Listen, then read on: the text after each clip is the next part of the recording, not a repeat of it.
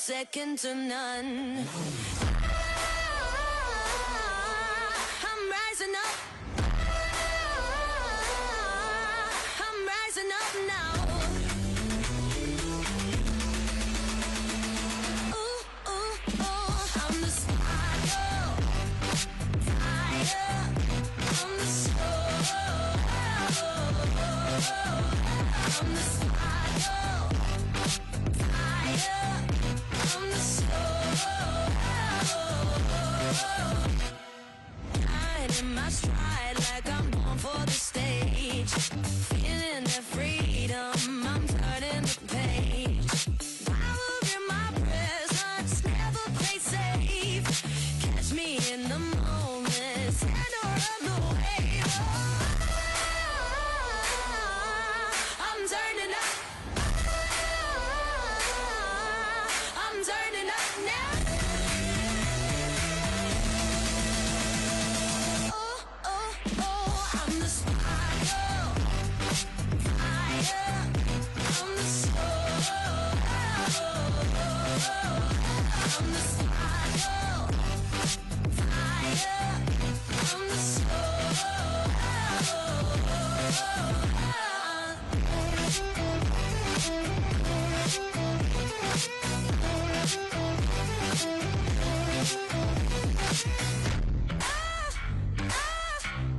I'm turning up now.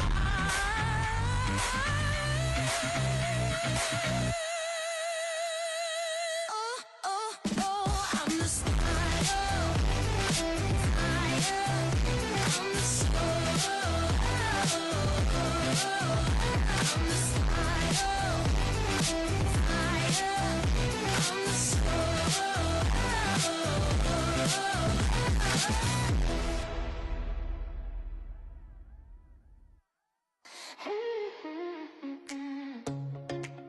Hey, yeah.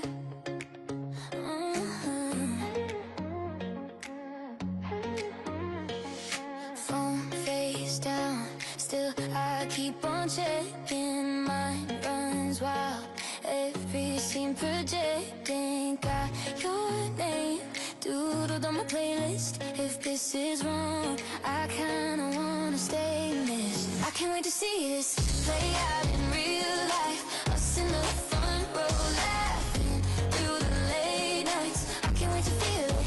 First look, first kiss, whatever this becomes. I can't wait to see this. I can't wait to see this. You say soon, yeah, you always say it. I hit send, then I be what I meant. But when you smile, even through a screen glow, whole room fades. I'm ready just to let go. I can't wait to see this play out in real life. Us in the front row laughing through the late nights. I can't wait to feel it. First look, first kiss, whatever this becomes. I can't wait to see this. What if it's better than all my daydreams? What if you're braver than I believe? Say, meet me outside, and I won't resist. I've waited all this time. I can't wait for this. I can't wait to see this play out in real life. Us in the front row laughing through the late nights. I can't wait to feel it. First look, first kiss, whatever this becomes. I can't wait to see this.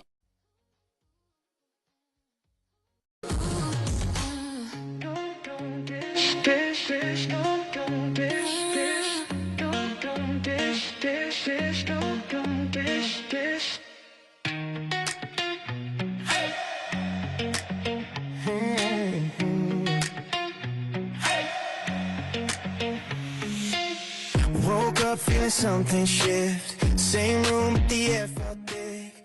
Mirror said I'm still that kid. I said you're bigger than this. Tied my laces, hands still shook. First step was the hardest one. Every lap, every sideways look, all fade when the race is run. I carried every doubt lightweight. Now I'm lighter than the flame. You can write it on the page. Everything changed. A legend was made today. From every little scar, every heartbreak, took all of the nights I almost walked away, and I turned them into gold in the name. Remember this face, this place, when the crowd stands up and they all say, a legend was made today. A legend was made today. Oh yeah. Hands up when I cross that line. Flash bulbs in my open eyes. But the loudest thing I heard was my own voice saying rise. All the times I came up short, played them back like old home tapes. Now they're just the proof I've grown. Steps I took to reach this day. I carry every doubt lightweight. Now I'm lighter than the flame. You can write it on the page. Everything changed. A legend was made today. From every little scar, every heartbreak, took all of the nights I almost walked away, and I turned them into gold into my name. Remember this face, this place, when the crowd stands up and they all say, a legend was made today. A legend was made today. This is for the kid who rides, for the one who's tired of trying. If you're standing on that edge, let this moment be your sign. A legend was made today. A legend was made today. From every little scar, every heartbreak, took all of the nights I almost walked away, and I turned them into gold in my name. You remember this face, this place, when the crowd stands up and they all say, a legend was made today. A legend was made today.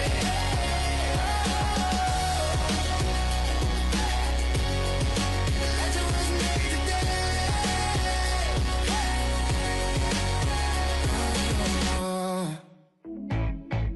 Yeah. You feel that? Alright. Go ahead, let it ride, let it go where you are. You just keep getting better, just keep getting better. You's a bona fide superstar.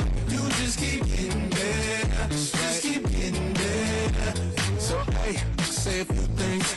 Everybody looking for a new thing. There you go, moonwalking like two wings. Just flew in, put the room in the moon ring. You got people talking your name up. I don't know how you came up, but either way you go, you deserve it. You put the work in, it's so perfect. Cause someone gets, but wait. You get what you want when you want, when you say. You can have the world if you want on a plate. Whoever said you ain't who you are, they mistake. It's up cause you are, you don't give them no way. Don't walk, you levitate. You see your chance, don't hesitate. Got look too good on your resume when that record play, yeah. Go ahead, let it ride. There you are, you just keep getting better, just keep getting better. You's a bona fide superstar. You just keep getting better, just keep getting better. Baby, don't you slow it down. Nothing knowing, baby, nothing knowing, baby, no. Let it ride, let it go where you are. You just keep getting better. Don't you ever let up. Off, let it ring like a hotline. Out for the night, living life for the plot line. You a good melody, I got a top line. You number one, make them settle for the top line. Cause you always in the bag, pop another tag. Quality is everything, cause moments never last. I don't wanna know how many minutes do we have. Till it's midnight, high heels break like glass on the floor. I heard people don't dance anymore. Never got the memo when it came, you ignore. People staring at you like they never seen a real one round these parts before. But you don't walk, you levitate. You see your chance, don't hesitate. Gotta look too good on your resume when that record play, yeah. We gonna let it ride, let it go where you are. You just keep getting better, just keep getting better. You's a bona fide superstar. You just keep getting better, just keep getting better. Baby, don't you slow it down. Nothing knowing, baby, nothing knowing, baby, no. Let it ride, let it go where you are. You just keep getting better. Don't you ever let up. Oh no.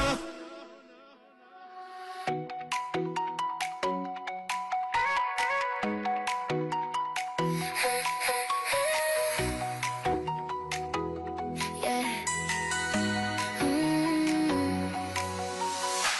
False wrinkle on my face, coffee stain on my plain white shirt.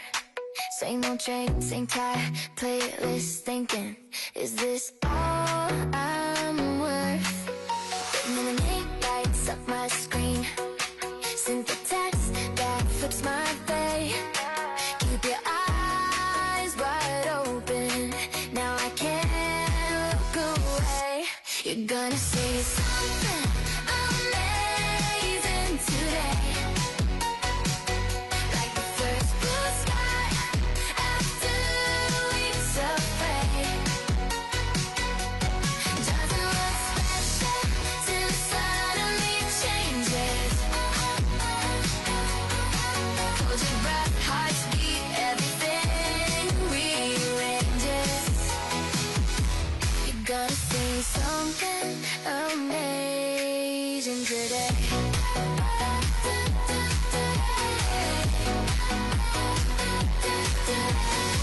Elevator up, heartbeat high, city home like a quiet prayer.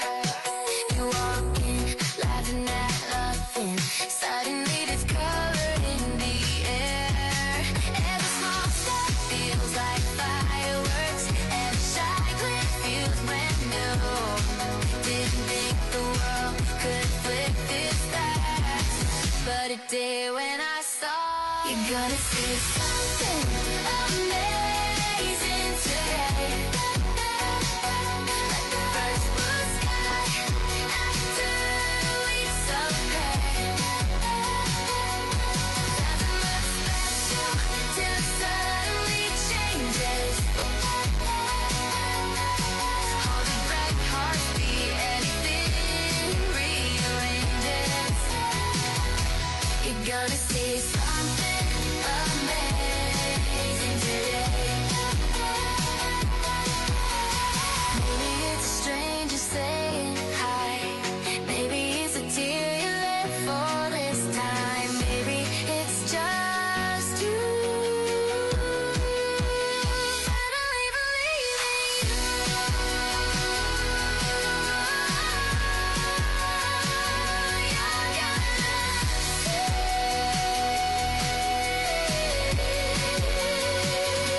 You're gonna see something amazing today,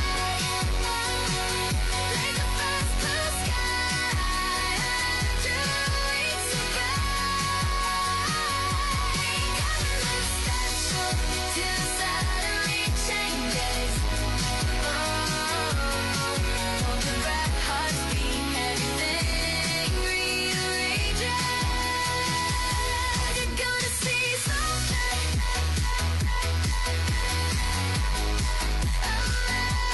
amazing today.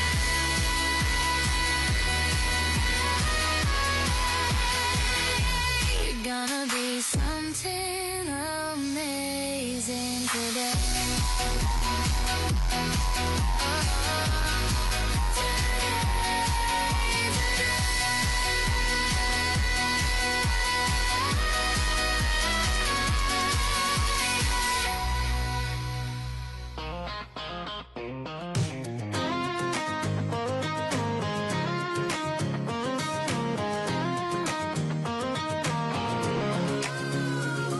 Dust on my boots and a full tank, sun burning low in the rear view glass. You laughed, said, boy, this is your big plan. I smiled, said, girl, that's the first half. We ain't even hit that gravel, we ain't even killed that light.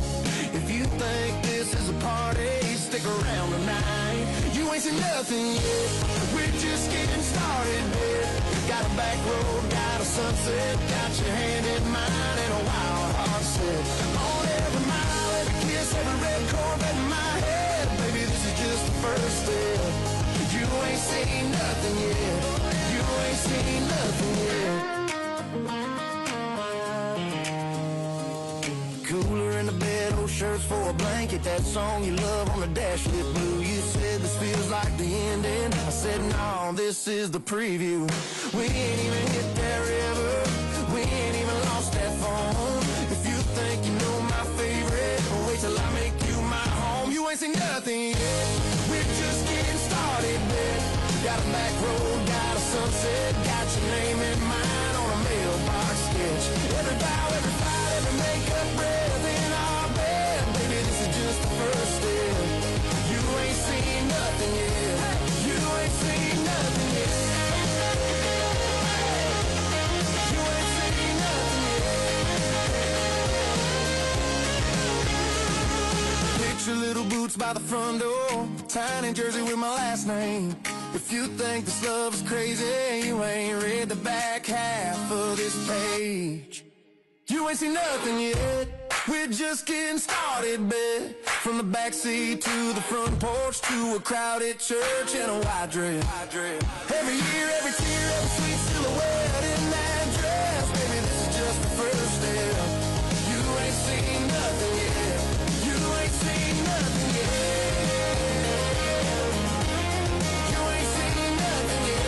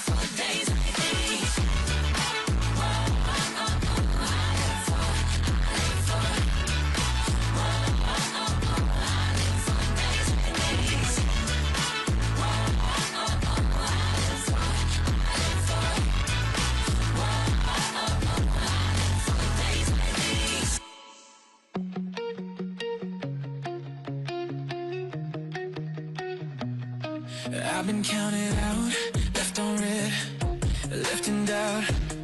Every maybe felt like never, but I kept your picture in my wallet. Folded corners, yeah, I saw it. Every time the world said whatever, I get that tightness in my chest. When the floor drops, I don't rest. I just breathe, then move step by step. I'm never gonna stop trying, even when the waves keep rising. You can see the fear in my eyes, and still I'm standing.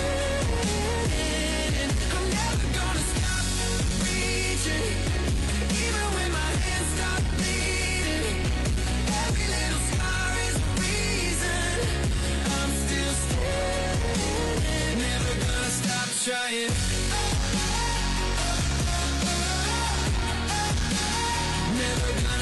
Trying. Friends turned strangers overnight. Dreams went quiet, lost their light, but I learned to glow in the shadow. talk to mirrors like a coach. Get back up, that's all she wrote. So I run through every high, every hollow. And it's in my chest, but this fight don't accept any ending that says regret. Not yet. I'm never gonna stop trying, even when the waves keep rising. You can see the fear in my eyes, and still I'm standing. I'm never gonna stop reaching, even when my hands start bleeding. Every little scar is a reason I'm still standing. Never gonna stop trying.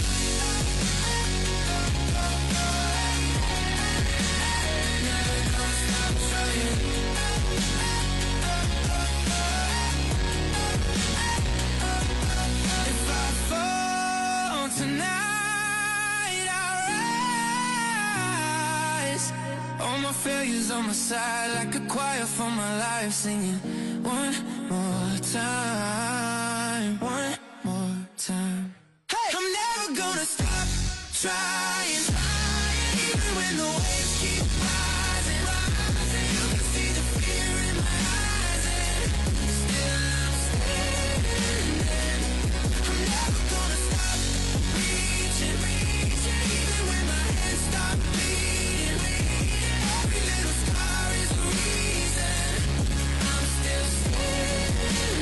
Never gonna stop trying.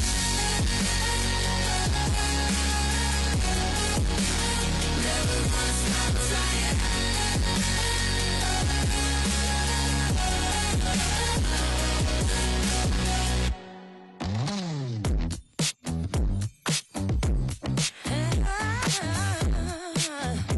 Yeah. Glow on my face like I painted the sun. With the rhythm that can't be undone. Every little heartbeat's begging for fun. Watch me light it up, I'm second to none. I'm rising up. I'm rising up now.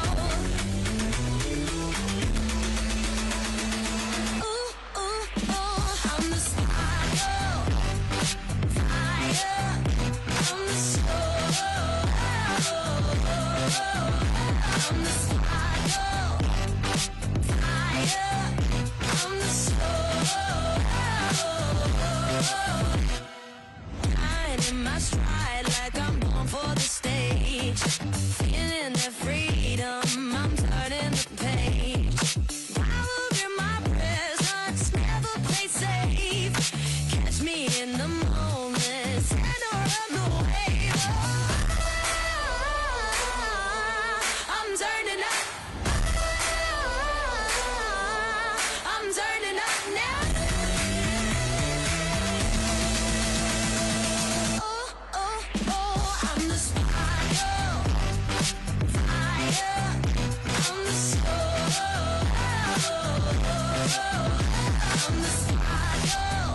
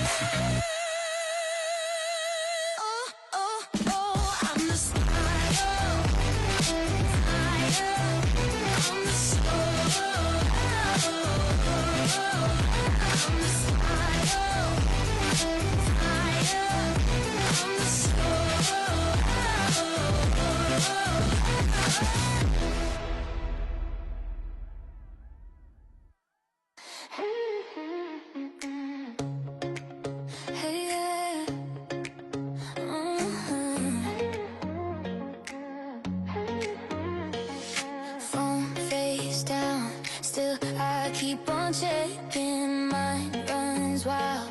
Every scene projecting, got your name doodled on my playlist. If this is wrong, I kinda wanna stay missed. I can't wait to see this play out in real life.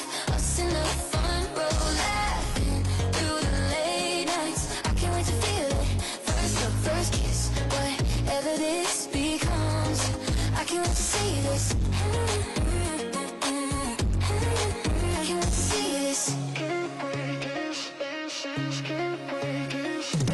You say soon, yeah, you always say it. I hit send, then delete what I meant. But when you smile, even through a screen glow, whole room fades. I'm ready just to let go. I can't wait to see this play out in real life. Us in the front row laughing through the late nights. I can't wait to feel it. First look, first kiss, whatever this becomes. I can't wait to see this. What if it's better than all my daydreams? What if you're braver than I believe? Say, meet me outside, and I won't resist. I've waited all this time. I can't wait for this. I can't wait to see this play out in real life. Us in the front row laughing through the late nights. I can't wait to feel it. First look, first kiss, whatever this becomes. I can't wait to see this.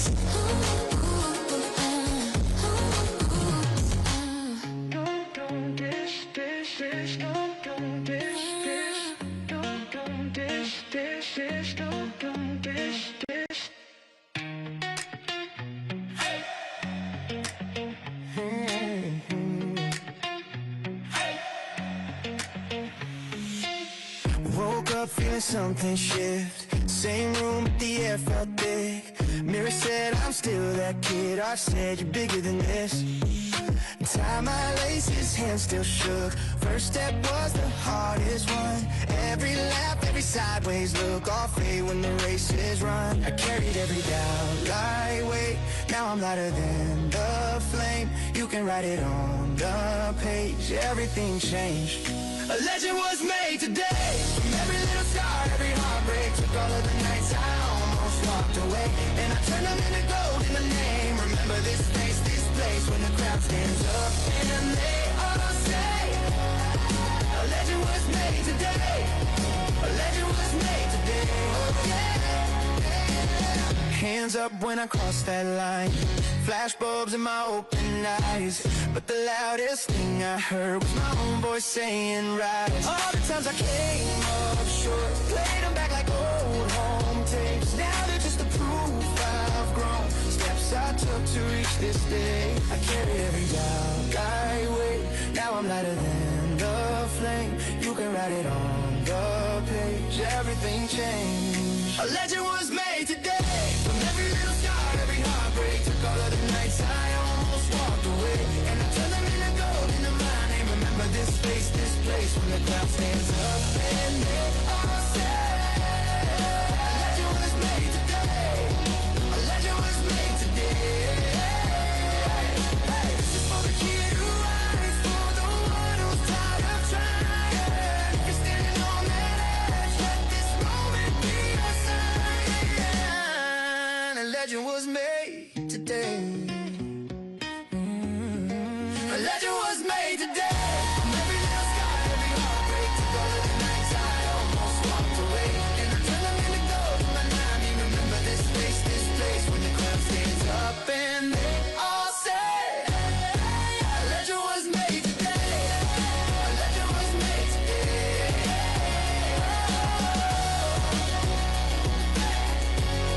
A legend was made today.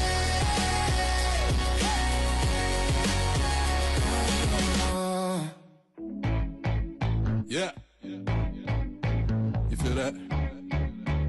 Alright. Go ahead, let it ride, let it go where you are. You just keep getting better, just keep getting better. You's a bona fide superstar. You just keep getting better, just keep getting better. So hey, say a few things. Everybody looking for a new thing. Yeah, you know, moonwalking like two wings. Just flew in, put the room in the moon ring. You got people talking your name up. I don't know how you came up, but either way you go, you deserve it. You put the work in, it's so perfect. Cause someone gets away, way. You get what you want when you stay. You can have the world if you want on a plate. never said you ain't who you are, that mistake is up as you are, you don't hear no way. Don't walk, you levitate. You see your chance, don't hesitate. Got look too good on your resume when that record play, yeah. Go ahead, let it ride, let it go where you are. You just keep getting better, just keep getting better. You's a bona fide superstar. You just keep getting better, just keep getting better. Baby, don't you slow it down. Not for no one, baby, not for no one, baby, no. Let it ride, let it go where you are. You just keep getting better. Don't you ever let up. Run off, let it ring like a hotline. Out for the night, living life for the plot line. You a good melody, I got a top line. You number one, make them settle for the top line. You always in the bag, pop another tag. Quality is everything, cause moments never last. I don't wanna know how many minutes do we have. So this midnight, high heels like glass on the floor. I heard people don't dance anymore. Never got the limo when it came, you ignore. People staring at you like they never seen a real one round these parts before. But you don't walk, you levitate. You see your chance, don't hesitate. Got look too good on your resume when that record play, yeah. We go ahead, let it ride, let it go where you are. You just keep getting better, just keep getting better. You's a bona fide superstar. You just keep getting better, just keep getting better. Baby, don't you slow it down. Not for no one, baby, not for no one, baby, no. Let it ride, let it go where you are. You just keep getting better. Don't you ever let up, oh no.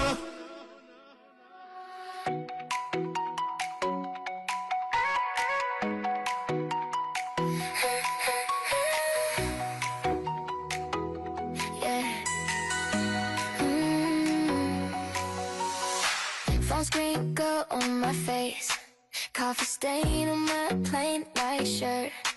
Same old chain, same tie, playlist thinking, is this all I'm worth? And then the name lights up my screen, sent the text that fits my fate.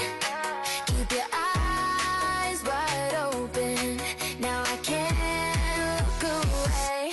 You're gonna say something amazing today, like the first blue sky after weeks of play. Doesn't look special till it suddenly changes. Hold your breath, heart beat, everything rearranges. You're gonna see something amazing today.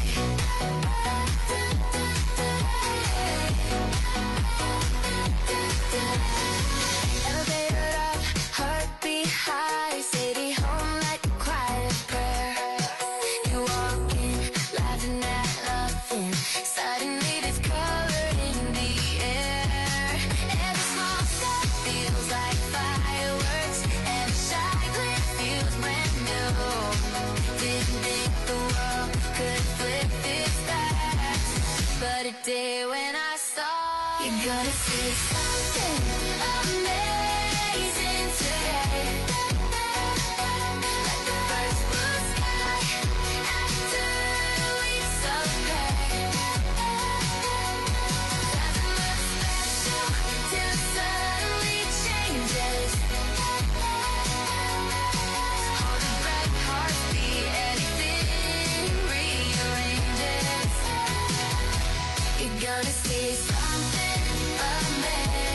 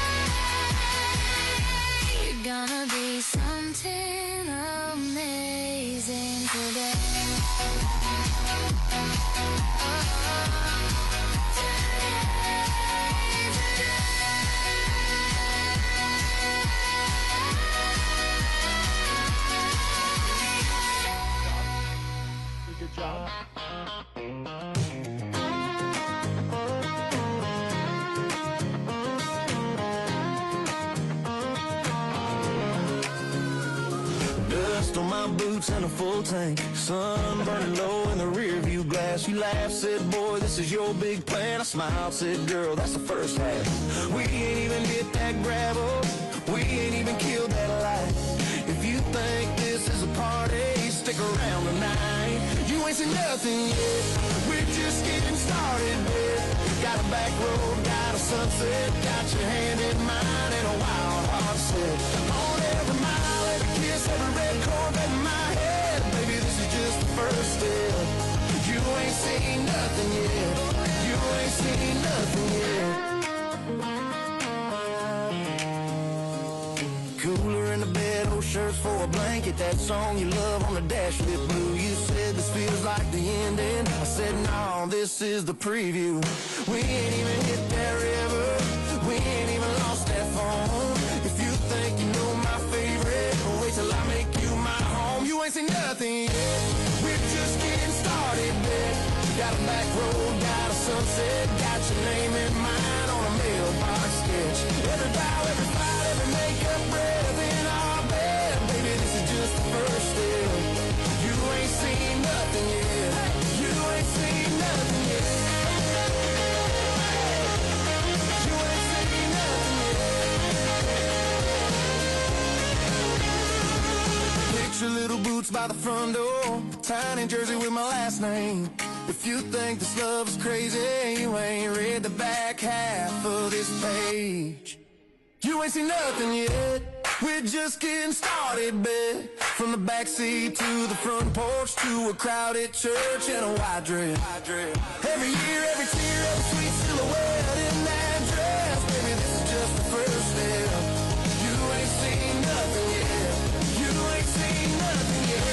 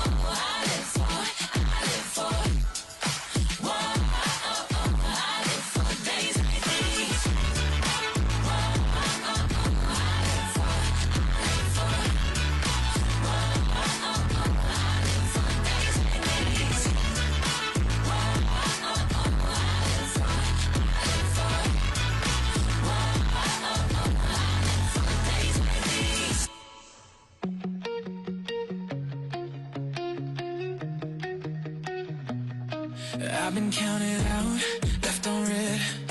left in doubt.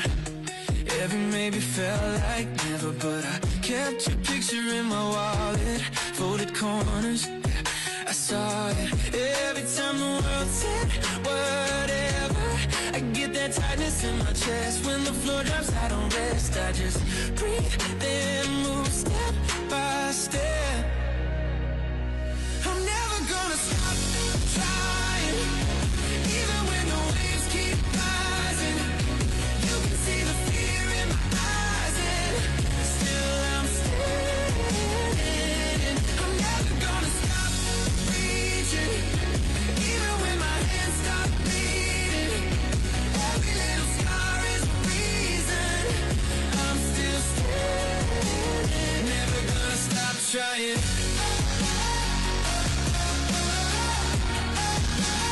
Never gonna stop trying. Friends turn strangers overnight. Dreams went quiet, lost their light, but I learned to glow in the shadow. Talk to mirrors like a coach, get back up, that's all she wrote. So I run through every high, every hollow. It's in my chest, but this fight don't accept any ending that says regret. Not yet. I'm never gonna stop trying, even when the waves keep rising. You can see the fear in my eyes, and still I'm standing. I'm never gonna stop reaching, even when my hands start bleeding. Every little scar is a reason I'm still standing. Never gonna stop trying.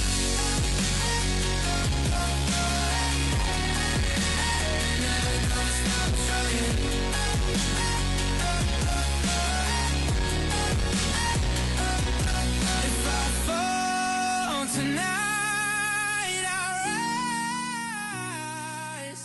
All my failures on my side.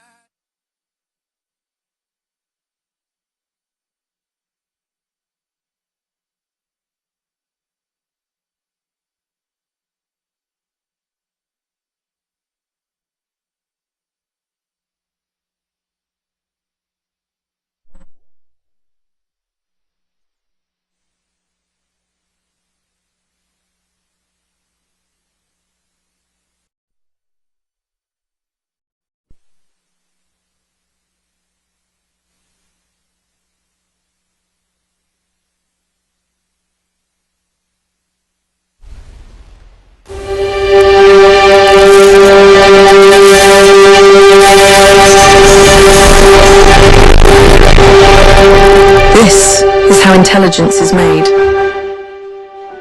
A new kind of factory. Generator of tokens. The building blocks of AI.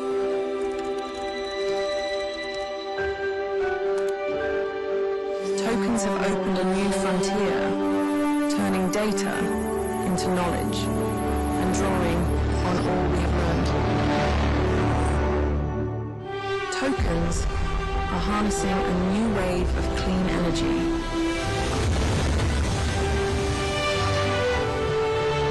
And unlocking the secrets of the stars. In virtual worlds, they help robots learn. And in the physical world, perfect. Forging new paths.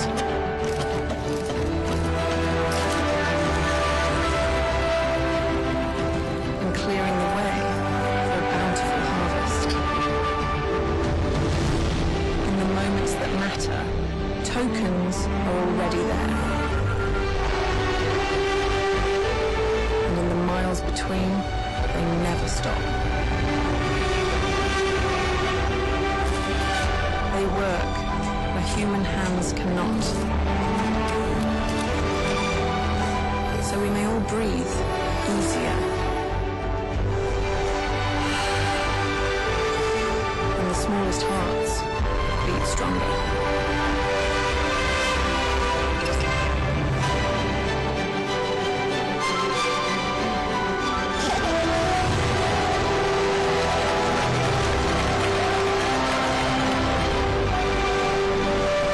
Tokens are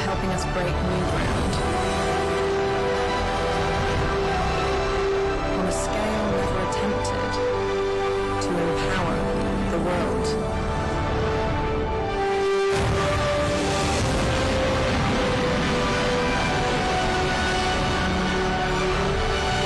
So we can reach Star Cloud 1 separation confirmed, well beyond it.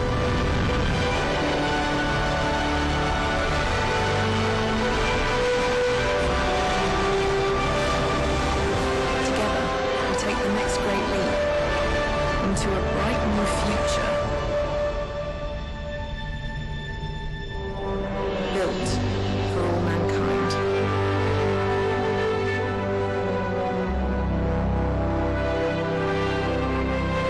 And here is where it all begins.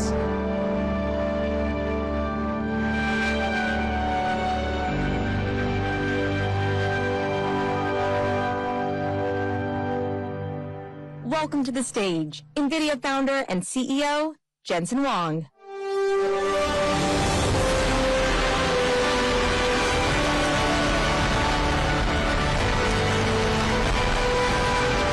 Welcome to GTC!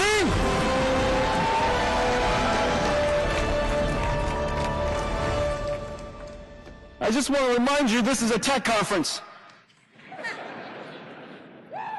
All these people lining up so early in the morning, all of you in here, it's great to see you. GTC. GTC, we're going to talk about technology. We're going to talk about platforms. NVIDIA has 3 platforms. You think that we mostly talk about one of them. It's related to CUDA X. Our systems is another platform, and now we have a new platform called AI Factories. We're going to talk about all of them. And most importantly, we're going to talk about ecosystems. But before I start, let me thank our pre-game show hosts. I thought they did a great job. Sarah Go of Conviction. Alfred, go ahead. Capital, NVIDIA's first venture capitalist. Gavin Baker, NVIDIA's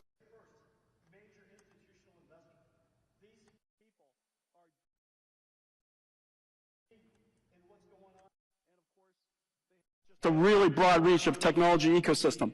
And then, of course, all of the VIPs that I hand-selected to join us today. I want to thank all of you for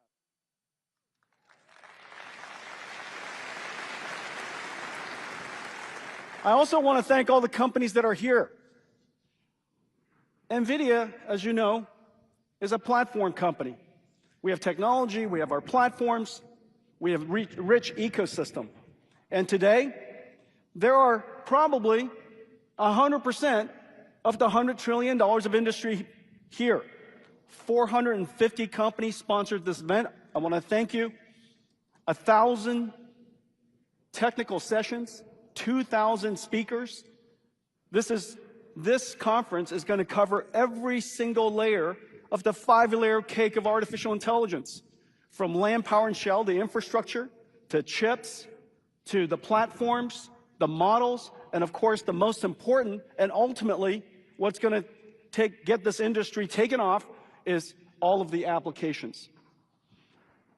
What it all began here. This is the 20th anniversary of CUDA. We've been working on CUDA for 20 years.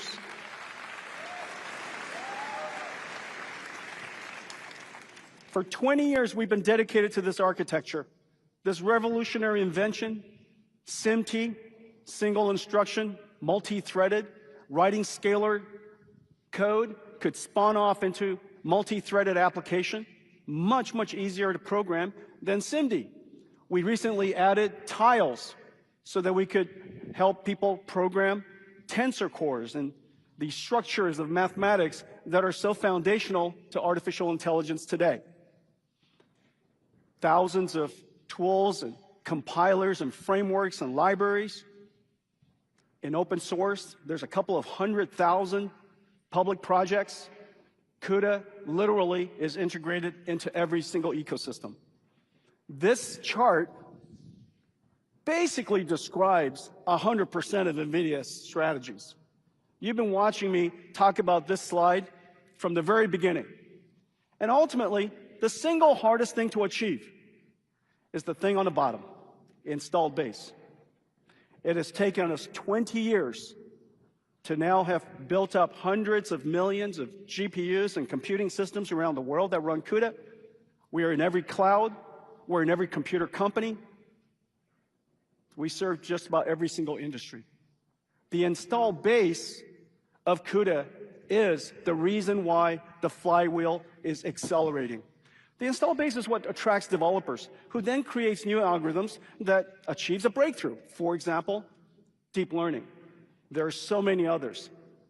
Those breakthroughs leads to entirely new markets, which builds new ecosystems around them with other companies that join, which creates a larger install base. This flywheel is now accelerating. The number of downloads of NVIDIA libraries is incredibly accelerating. It's at a very large scale and growing faster than ever. This flywheel is what makes this computing platform able to sustain so much applications, so many new breakthroughs, but most importantly, it also enables these infrastructures to have extraordinarily useful life. And the reason for that is very obvious. There's so many applications that you can run on NVIDIA CUDA. We support every single phase of the AI lifecycle. We address every single data processing platform. We accelerate scientific principled solvers of all different kinds. And so the application reach is so great that once you install NVIDIA GPUs, the useful life of it is incredibly high. It is also one of the reasons why Ampere, that we shipped them some 6 years ago, the pricing of Ampere in the cloud is going up. And so all of that is made possible fundamentally because the install base is high, the flywheel is high, the developer reach is great. And when all of that happens, and we continuously update our software, the computing cost declines. The combination of accelerated computing, speeding up applications tremendously. Meanwhile, as we continue to nurture and continue to update software over its life, not only do you get the first-time pop, you get the continuous cost reduction of accelerated computing over time. And we're willing to nurture, willing to support every single one of these GPUs in the world because they're all architecturally compatible. We're willing to do so because the install base is so large, if we release a new optimization, it benefits millions. This applies to everybody in the world. This combination of dynamics is what makes the NVIDIA architecture expand its reach, accelerating its growth, at the same time driving down computing cost, which ultimately encourages new growth. So CUDA is at the center of it. But our journey to CUDA actually started 25 years ago. GeForce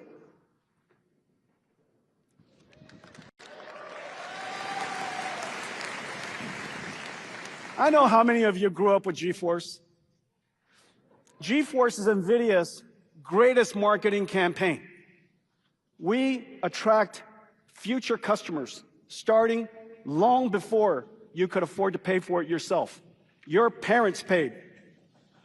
Your parents paid. Your parents paid for you to be NVIDIA customers. And every single year, they paid up year after year after year until someday you became an amazing computer scientist and became a proper customer, a proper developer. But this is the house that GeForce made. 25 years ago, we started our journey, which led to CUDA. 25 years ago, we invented the programmable shader, a perfectly unobvious invention to make an accelerator programmable, the world's first programmable accelerator, the pixel shader. 25 years ago, that led us to explore further and further. 20 years later, 5 years later, the invention of CUDA. One of the biggest investments that we made, and we couldn't afford it at the time, and it consumed the vast majority of our company's profits, was to take CUDA on the backs of GeForce to every single computer. We dedicated ourselves to create this platform because we felt so strongly about its potential. But ultimately, the company's dedication to it, despite the hardships in the beginning, believing in every single day for for 13 generations of 20 years, we now have CUDA installed everywhere. The pixel shader led to, of course, the revolution of GeForce. And then 10 years ago, we introduced, about 10 years ago, what is it, 8 years ago? We introduced RTX, a complete redesign of our architecture for the modern era of computer graphics. GeForce brought CUDA to the world. GeForce, therefore, enabled Alex Krizhevsky and Ilya Sutskever and Jeff Hinton, Andrew Ng, and so many others to discover that the GPU could be their friend in accelerating deep learning. It started the big bang of AI. 10 years ago, we decided that we would fuse programmable shading and introduce two new ideas: ray tracing, hardware ray tracing, which is incredibly hard to do, and a new idea at the time. Imagine, about 10 years ago, we thought that AI would revolutionize computer graphics. Just as GeForce brought AI to the world, AI is now going to go back and revolutionize how computer graphics is done all together. Well, today I'm going to show you something of the future. This is our next generation of graphics technology. We call it Neuro rendering, the fusion of 3D graphics and artificial intelligence. This is DLSS 5. Take a look at it.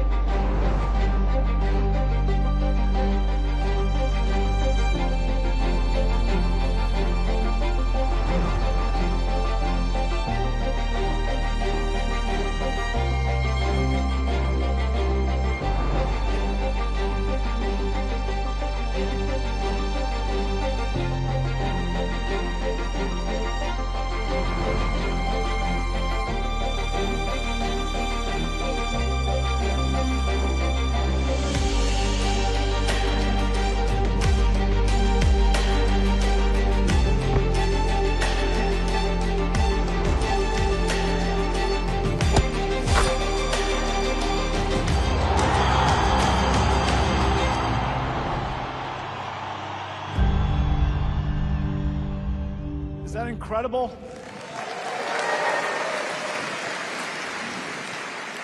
Computer graphics comes to life. Now, what did we do? We fused controllable 3D graphics, the ground truth of virtual worlds, the structured data. Remember this word, the structured data of virtual worlds, of generated worlds. We combined 3D graphics, structured data, with generative AI, probabilistic computing. One of them is completely predictive, the other one probabilistic, yet highly realistic.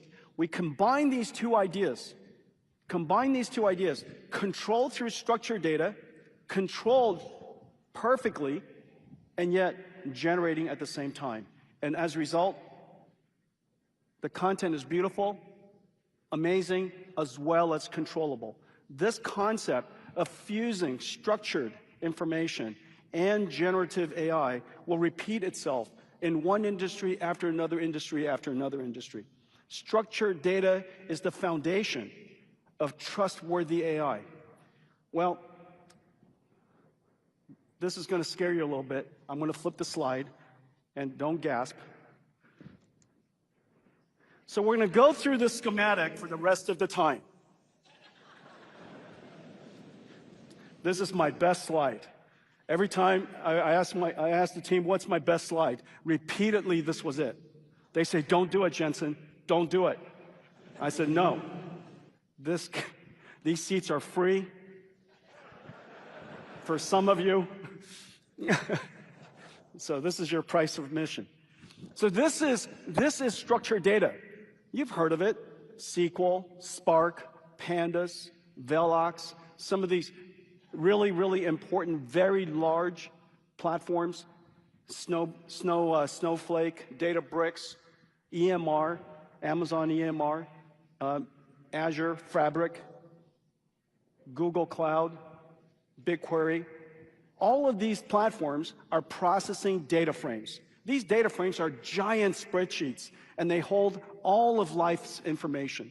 This is the structured data, the ground truth of business. This is the ground truth of enterprise computing. Well, now we're going to have AI use structured data, and we better accelerate the living daylights out of it. It used to be okay, and we would, of course, we would accelerate structured data so that we could do more, we could do it more cheaply, we could do it more frequently per day, and keep the company running at a much more synchronized way. However, in the future, what's going to happen is these data structures are going to be used by AI, and AI is going to be much, much faster than us. Future agents are going to use structured databases as well. And then, of course, the unstructured database, the generative database. This database represents the vast majority of the world. Vector databases, unstructured data, PDFs, videos, speeches, all of the world's information, about 90% of what's generated every single year is unstructured data. Until now, this data has been completely useless to the world. We read it, we put it into our file system, and that's it. Unfortunately, we can't query it. We can't search for it. It's hard to do that. And the reason for that is because there's no easy indexing of unstructured data. You have to understand its meaning, its purpose. And so now we have AI do that. Just as AI was able to solve multi-modality perception and understanding, you can use that same technology, multi-modality perception and understanding, to go read a PDF, to understand its meaning. And from that meaning, embed it into a larger structure that we can search into, we can query into. Nvidia created 2 foundational libraries, just like we created RTX for 3D graphics. We created CUDA for data frames, structured data. We created cuVS for vector stores, semantic data, unstructured data, AI data. These 2 platforms are going to be 2 of the most important platforms in the future. Super excited to see its adoption throughout the network, this complicated network of the world's data processing systems. And the reason for that is because data processing has been around a long time. And therefore, so many different companies and platforms and services, it has taken us a long time to integrate deeply into this ecosystem. I'm super proud of the work that we're doing here. And then today, we're announcing several of them. IBM, the inventor of SQL, one of the most important domain-specific languages of all time, is accelerating Watson X data with CUDA. Let's take a look at it. 60 years ago, IBM introduced the System 360, the first modern platform for general-purpose computing, launching the computing era. Then SQL, a declarative language to query data without requiring the computer to be instructed step by step. And the data warehouse, each the foundations of modern enterprise computing. Today, IBM and Nvidia are reinventing data processing for the era of AI by accelerating IBM Watson X data SQL engines with Nvidia GPU computing libraries. Data is the ground truth that gives AI context and meaning. AI needs rapid access to massive data sets. Today's CPU data processing systems can't keep up. Nestle makes thousands of supply chain decisions every day. Their order-to-cash data mart aggregates every supply, order, and delivery event across global operations in 185 countries. On CPUs, Nestle refreshed the data mart a few times a day. With accelerated Watson X data running on Nvidia GPUs, Nestle can run the same workload 5 times faster at 83% lower cost. The next computing platform has arrived, accelerated computing for the era of AI.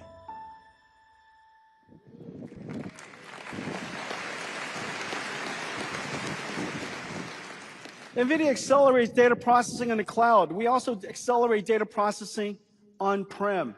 As you know, Dell is the world-leading computer systems maker, and they also are one of the world's leading storage providers. And they worked with us to create the Dell AI data platform that integrates QDF and QVS to create an accelerated data platform, well, for the era of AI.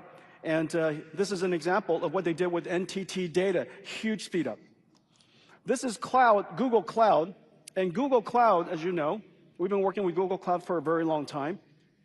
We accelerate Google's Vertex AI. We now accelerate BigQuery, really important framework and really important platform. And this is an example of our work together with Snapchat, where we reduced their cost of computing by nearly 80%. When you accelerate data processing, when you accelerate computing, you get the benefit of speed, you get the benefit of scale, but most importantly, you also get the benefit of cost. And so all of those come together as one. It was originally called Moore's Law. Moore's Law was about getting performance doubling every couple of years.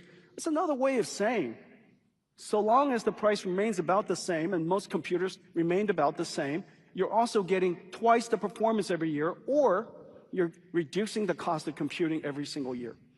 Well, Moore's Law has run out of steam. We need a new approach. Accelerated computing allows us to take these giant leaps forward. And as you will see later, because we continue to optimize the algorithms, and NVIDIA is an algorithm company, as we continue to optimize the algorithms, and because our reach is so large and our install base is so large, we can reduce the computing cost, increasing the scale, increasing the speed for everybody continuously. This is Google Cloud.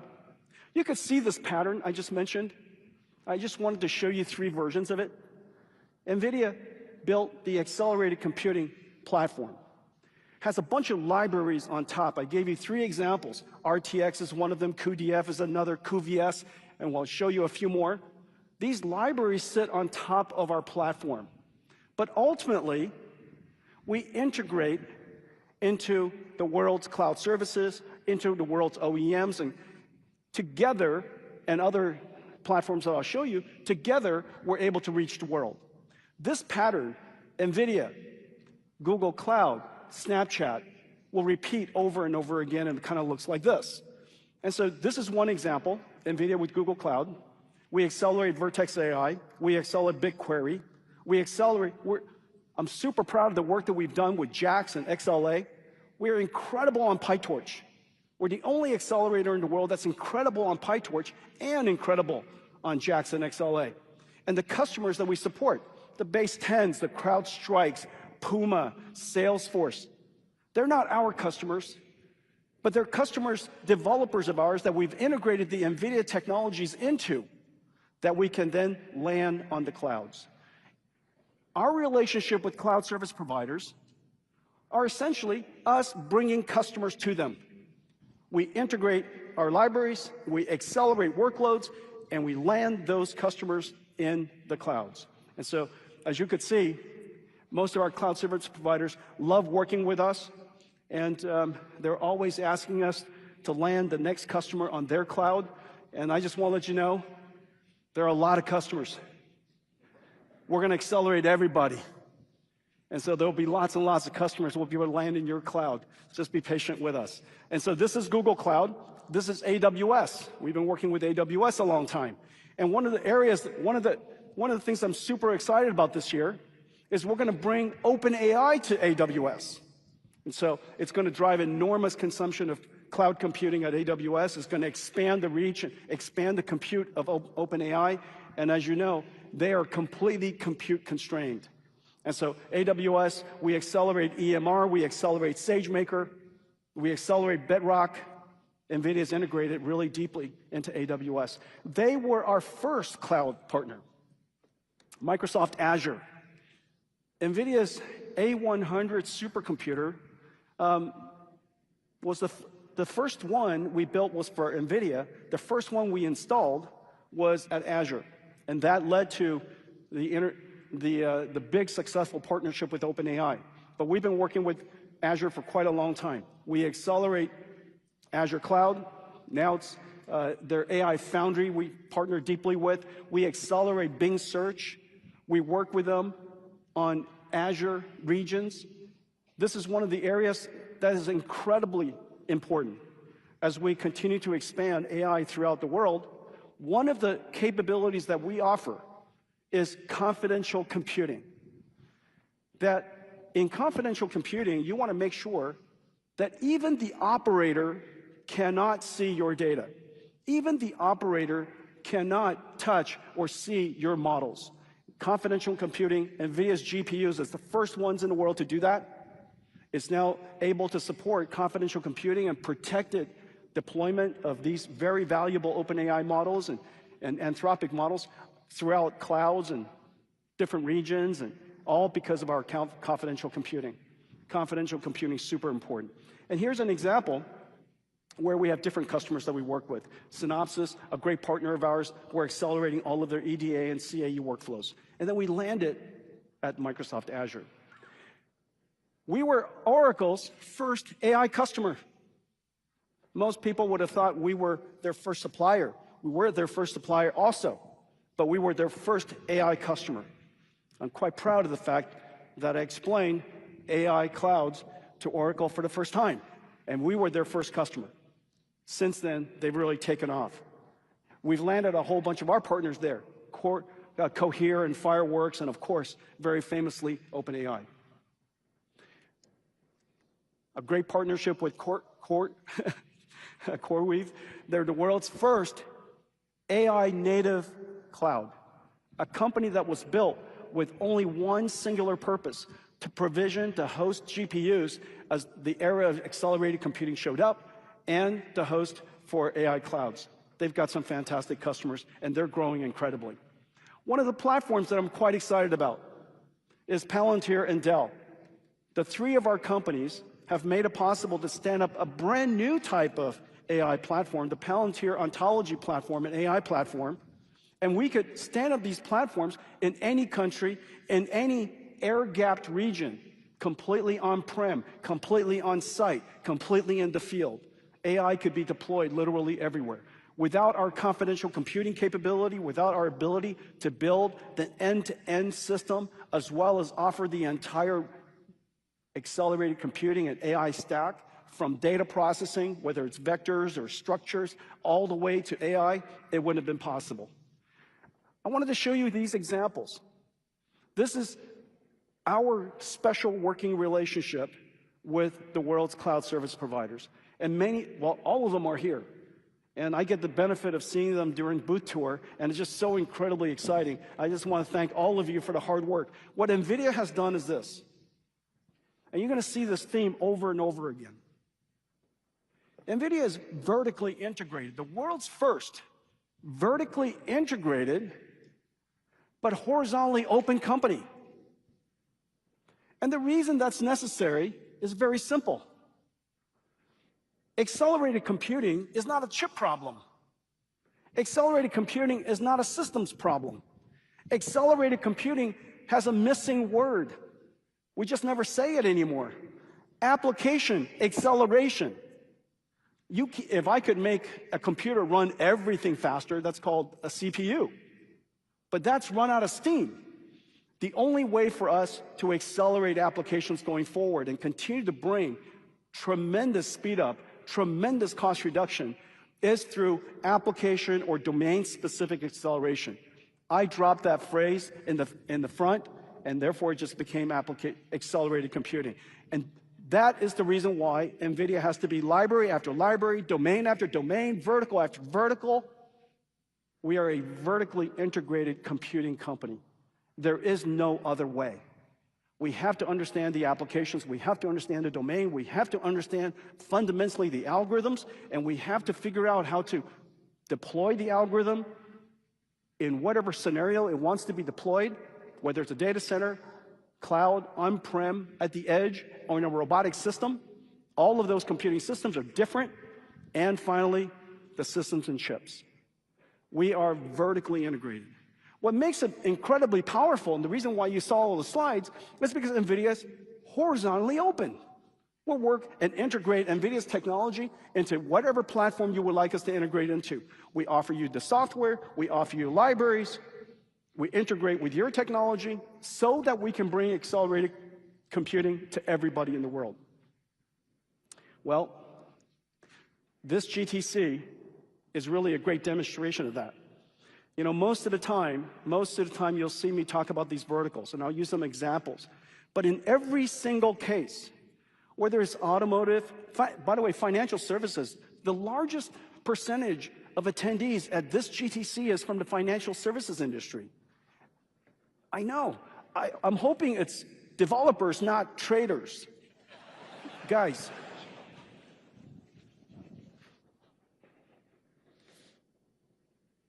Here's one thing I wanted to say. And so, in the audience represents NVIDIA's ecosystem upstream of our supply chain and downstream of our supply chain. And we think about our supply chain upstream and downstream. And it's just so exciting that our entire upstream supply chain this last year, irrespective of whether you're a 50-year-old company, we have 70-year-old companies, we have a 150-year-old company who are now part of NVIDIA's supply chain and partnering with us either upstream or downstream. And last year, you had your record year. Did you not? Congratulations.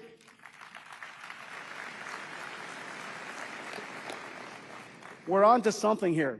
This is the beginning of something very, very big.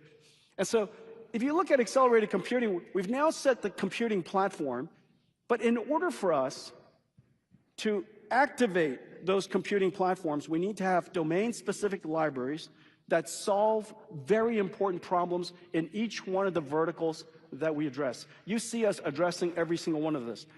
Autonomous vehicles, our reach, our breadth, our impact, incredible. We have a track on that. Financial services, I just mentioned. Algorithmic trading is going from classical machine learning with human feature engineering called the quants did that, to now supercomputers studying massive amounts of data, discovering insight and discovering patterns by itself. And so this is going through its deep learning and its transformer moment. Healthcare is going through their ChatGPT moment. Some really exciting work that we're there. We have a great keynote track here. We have a great keynote track. Kimberly Powell's doing a great keynote track for healthcare. We're talking about AI physics or AI biology for drug discovery, AI agents for customer service and support of diagnosis, and of course, physical AI, robotic systems. All these different vectors of AI have different platforms that NVIDIA provides. Industrial, we are completely resetting and starting the largest build-out of human history. And most of the world's industries, building AI factories, building chip plants, building computer plants, are represented here today. Media and entertainment, gaming, of course, real-time AI platform so that we could translation and broadcast support and live games and live video. Enormous amount of it will be augmented with AI. We have a platform called Holoscan. Quantum, there are 35 different companies here building with us the next generation of quantum GPU hybrid systems. Retail and CPG, using NVIDIA for supply chain, creating agentic shopping systems, AI agents for customer support.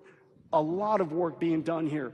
$35 trillion industry. Robotics, $50 trillion industry in manufacturing. NVIDIA's been working in this area for a decade now, building 3 computers, the fundamental computers necessary to build robotic systems. We are integrated with, working with literally every single company that we know of building robots. We have 110 robots here at the show. And then telecommunications. About as large as the world's IT industry, about $2 trillion. We see, of course, base stations everywhere. It's one of the world's infrastructures. It was the infrastructure of the last generation of computing. That infrastructure is going to get completely reinvented. And the reason for that is very simple. That base station, it does one thing, which is base station. It's going to be an AI infrastructure platform in the future.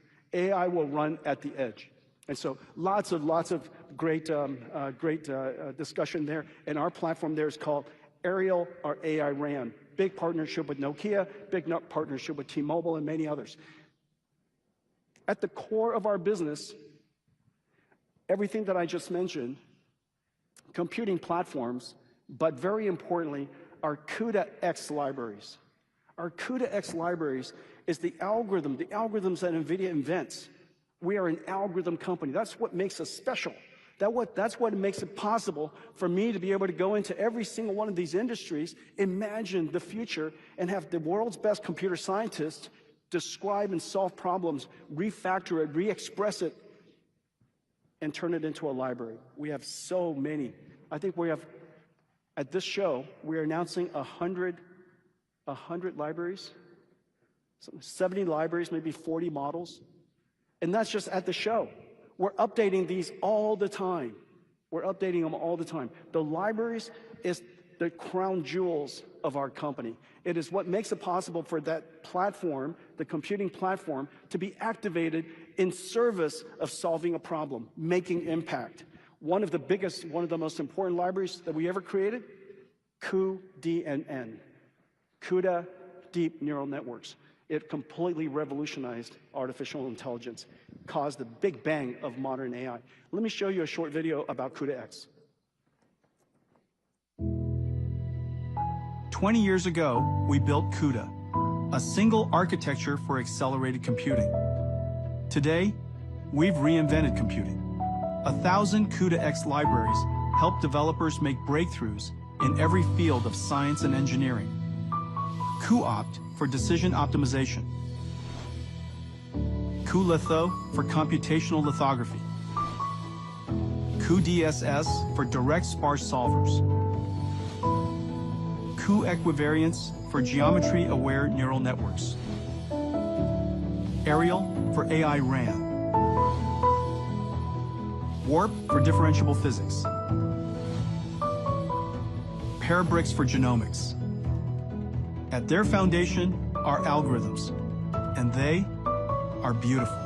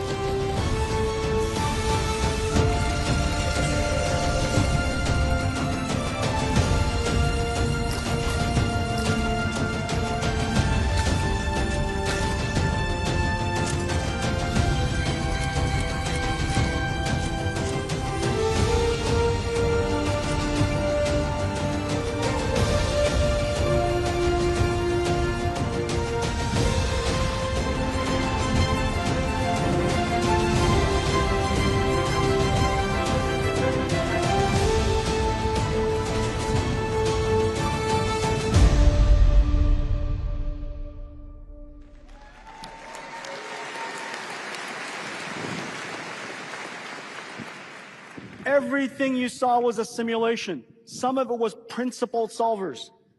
fundamental physics solvers. Some of it was AI surrogates, AI physical models, and some of it was physical AI robotics models. Everything was simulated. Nothing was animated. Nothing was articulated. Everything was completely simulated.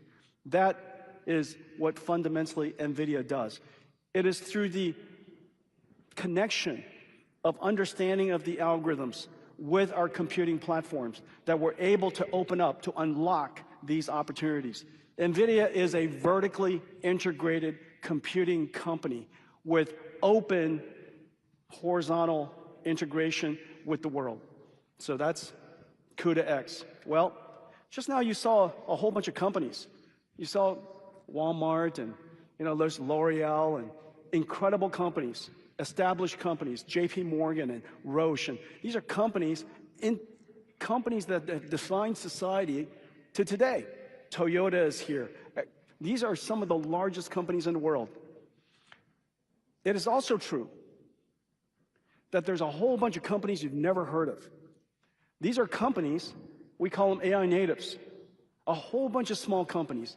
The list is gigantic. I couldn't, this is just a little tiny bit of it. And I couldn't decide whether to show you more or show you less. And so I made it so that you couldn't see any. And nobody's feelings are hurt. However, inside this list are a bunch of brand new companies. They're companies like, for example, you might have heard a couple of them, OpenAI, Anthropic, but there's a whole bunch of others. There's a whole bunch of others, and they serve different verticals. Something happened in the last 2 years, particularly this last year. We've been working with the AI natives for a long time, and this last year, it just skyrocketed. And I'll explain to you why it happened. This industry has skyrocketed. $150 billion of investment into venture investment, into startups, the largest in human history. This is also the first time that the scale of the investments went from millions of dollars, tens of millions of dollars, to hundreds of millions of dollars and billions of dollars. And the reason for that is this is the first time in history that every single one of these companies needs compute, and lots of it.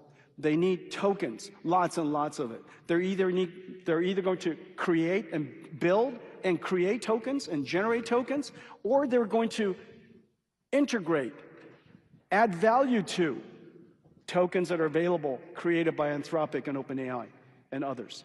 And so this industry is different in so many different ways, but the one thing that is very clear, the impact that they're making, the incredible value that they're delivering already is quite tangible. AI natives, all because we reinvented computing. Just like during the PC revolution, a whole bunch of new companies were created, just as during the internet revolution, a whole bunch of companies were created, and the mobile cloud, a whole bunch of companies were created. Each one of them had their own standards, and we're talking about one of the major standards that just happened, incredibly important. And this generation, we also have our own large number of very, very special companies. We reinvented computing. It stands to reason there's going to be a whole new crop of really important companies, consequential companies for the future of the world. The Googles, the Amazons, the Metas, consequential companies that have come as a result of the last computing platform shift. We are now at the beginning of a new platform shift. But what happened in the last couple of years? Well, we've been watching, as you know, we've been working on deep learning and working on AI. The big bang of modern AI, we were right there at the spot, and we've been advancing this field for quite some time. But why the last 2 years? What happened in the last 2 years? Well, three things. ChatGPT, of course, started the generative AI era. It's able to not just understand, perceive and understand, it's able to also translate and generation of unique content. I showed you the fusion of generative AI with computer graphics, and it brought computer graphics to life. You guys, just everybody in the world should be using ChatGPT. I know I use it every single morning, used it plenty this morning. And so ChatGPT was the generative AI era. The second, by the way, generative computing versus the way we used to do computing, it's not Generative AI is a capability of software, but it has profoundly changed how computing is done. Computing used to be retrieval-based, now it's generative. Keep that thought in mind when I talk about certain things, and you'll realize why it is that everything that we do is going to change how computers are architected, how computers are provided, how computers are going to be built out, and what is the meaning of computing altogether. Generative AI, 2023, end of 22, 2023. The next, reasoning AI, 01, and then took off with 03. Reasoning allowed it to reflect, allows it to think to itself, allowed it to plan, break down problems, and decompose a problem it couldn't understand into steps or parts that it could understand. It could ground itself on research. 01 made generative AI trustworthy and grounded on truth. That caused ChatGPT to simply took off. And that was a very, very big moment. The amount of input tokens that was necessary in order to produce and the amount of output tokens it generated in order to reason, the model was a little bit larger. Of course, you could have much larger models. The model 01 was a little bit larger, not much larger, but its input token usage for context and its output token for thinking increased the amount of computation tremendously. Then came Claude Code, the first agentic model. It was able to read files, code, compile it, test it, evaluate it, go back and iterate on it. Claude Code has revolutionized software engineering, as all of you know. 100% of Nvidia is using a combination of, or oftentimes all three of them, Claude Code, Codex, and Cursor, all over Nvidia. There's not one software engineer today who is not assisted by one or many AI agents helping them code. Claude Code completely revolutionized. It's the new inflection.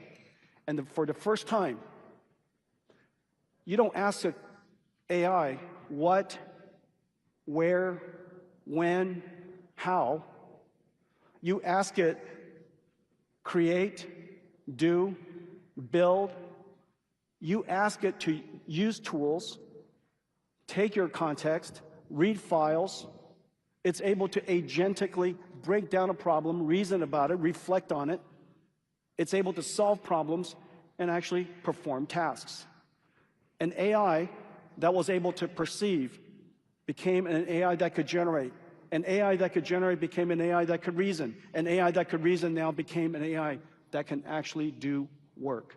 Very productive work. The amount of computation in the last 2 years, we know that everybody in this room knows the computing demand for NVIDIA GPU is off the charts. Spot pricing is skyrocketing. You couldn't find a GPU if you tried, and yet, in the meantime, we're shipping GPUs out. Incredible amounts of it, and demand just keeps on going up. There's a reason for that. This fundamental inflection. Finally, AI is able to do productive work, and therefore, the inflection point of inference has arrived. AI now has to think. In order to think, it has to inference. AI now has to do. In order to do, it has to inference. AI has to read. In order to do so, it has to inference. It has to reason. It has to inference. Every part of AI, every time it has to think, it has to reason, it has to do, it has to generate tokens, it has to inference. It's way past training now. It's in the field of inference. So the inference inflection has arrived. At the time when the amount of tokens, the amount of compute necessary increased by roughly 10,000 times. Now, when I combine these two, the fact that since in the last 2 years, the computing demand of the work has gone up by 10,000 times, and the amount of usage has probably gone up by 100 times.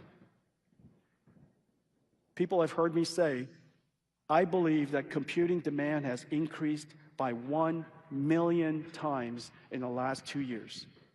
It is the feeling that we all have. It is the feeling every startup has. It's the feeling that OpenAI has. It's the feeling that Anthropic has. If they could just get more capacity, they could generate more tokens. Their revenues would go up. More people could use it. The more advanced, the smarter the AI could become. We are now at that positive flywheel system. We have reached that moment. The inflection, the inference inflection has arrived. Last year, at this time, I said that where I stood at that moment in time, we saw about $500 billion. We saw $500 billion of very high confidence demand and purchase orders for Blackwell and Rubin through 2026. I said that last year. Now, I don't know if you guys feel the same way, but $500 billion is an enormous amount of revenue. Not one impressed.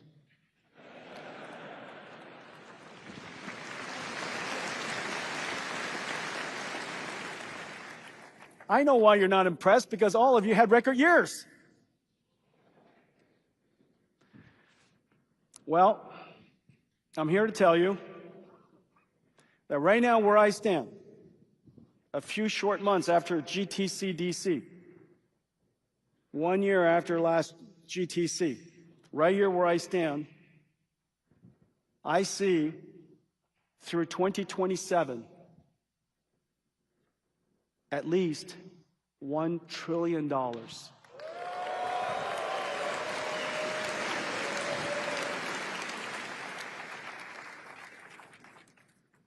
Now, does it make any sense? And that's what I'm going to spend the rest of the time talking about. In fact, we are going to be short. I am certain computing demand will be much higher than that. And there's a reason for that. So the first thing is, we did a lot of work in the last year. Of course, as you know, 2025 was NVIDIA's year of inference. We wanted to make sure that not only were we good at training and post-training, that we were incredibly good at every single phase of AI, so that the investments that were made, investments made in our infrastructure, could scale out for as long as they would like to use it. And the useful life of NVIDIA's infrastructure would be long, and therefore the cost would be incredibly low. The longer you could use it, the lower the cost. There's no question in my mind. NVIDIA systems are the lowest cost infrastructure you could get for AI infrastructure in the world. And so the first part was, last year was all about AI for inference, and it drove this inflection point. Simultaneously, we were very pleased last year that Anthropic has come to NVIDIA, that MSL, Meta SL, has chosen NVIDIA. And meanwhile, and as a collection, as a group, this represents 1/3 of the world's AI compute, open source models. Open source models have reached near the frontier, and it is literally everywhere. And NVIDIA, as you know, today, we're the only platform in the world today that runs every single domain of AI across every single one of these AI models, in language and biology, in computer graphics, computer vision, in speech, proteins and chemicals, robotics and otherwise, edge or cloud, any language. NVIDIA's architecture is fungible for all of that, and we're incredible for all of that. That allows us to be the lowest cost, the highest confidence platform. Because when you're building these systems, as I mentioned, $1 trillion is an enormous amount of infrastructure. You have to have complete confidence that the $1 trillion you're putting down will be utilized, would be performant, would be incredibly cost-effective, and have useful life for as long as you could see. That infrastructure investment you could make on NVIDIA, you could make with complete confidence. We have now proven that. It is the only infrastructure in the world that you could go anywhere in the world and build with complete confidence. You want to put it in any of the clouds, we're delighted by that. You want to put it on-prem, we're happy about that. You want to put it in any country, anywhere, we're delighted to support you. We are now a computing platform that runs all of AI. Now, our business already starting to show that. 60% of our business is hyperscalers, the top 5 hyperscalers. However, even within that top 5 hyperscalers, some of it is internal AI consumption. The internal AI consumption, really important work, like Rexis is moving from recommender systems of tables and collaborative filtering and content filtering. It's moving towards deep learning and large language models. Search, moving to deep learning, large language models. Almost all of these different hyperscale workloads are now moving, shifting towards a workload that NVIDIA GPUs are incredibly good at. But on top of that, because we work with every AI lab, because we work with every AI, we accelerate every AI model, and because we have a large ecosystem of AI natives that we work with that we can bring to the clouds, that investment, no matter how large, no matter how quick, that compute will be consumed. And that represents 60% of our business. The other 40% is just everywhere. Regional clouds, sovereign clouds, enterprise, industrial, robotics, edge, big systems, supercomputing systems, small servers, enterprise servers. The number of systems, incredible. The diversity of AI is also its resilience. The span of reach of AI is its resilience. There is no question this is not a one-app technology. This is now fundamental. This is absolutely a new computing platform shift. Well, our job is to continue to advance the technology, and one of the most important things that I mentioned last year was our year of inference. We dedicated everything. We took a giant chance and reinvented while Hopper was at its prime and it was just cooking. We decided that the Hopper architecture, the NVLink by 8, had to be taken to the next level. We completely re-architected the system, disaggregated the computing system altogether, and created NVLink 72. The way that it's built, the way it's manufactured, the way it's programmed completely changed. Grace Blackwell NVLink 72 was a giant bet, and it wasn't easy for anybody. And many of my partners here in the room, I want to thank all of you for the hard work that you guys did. Thank you.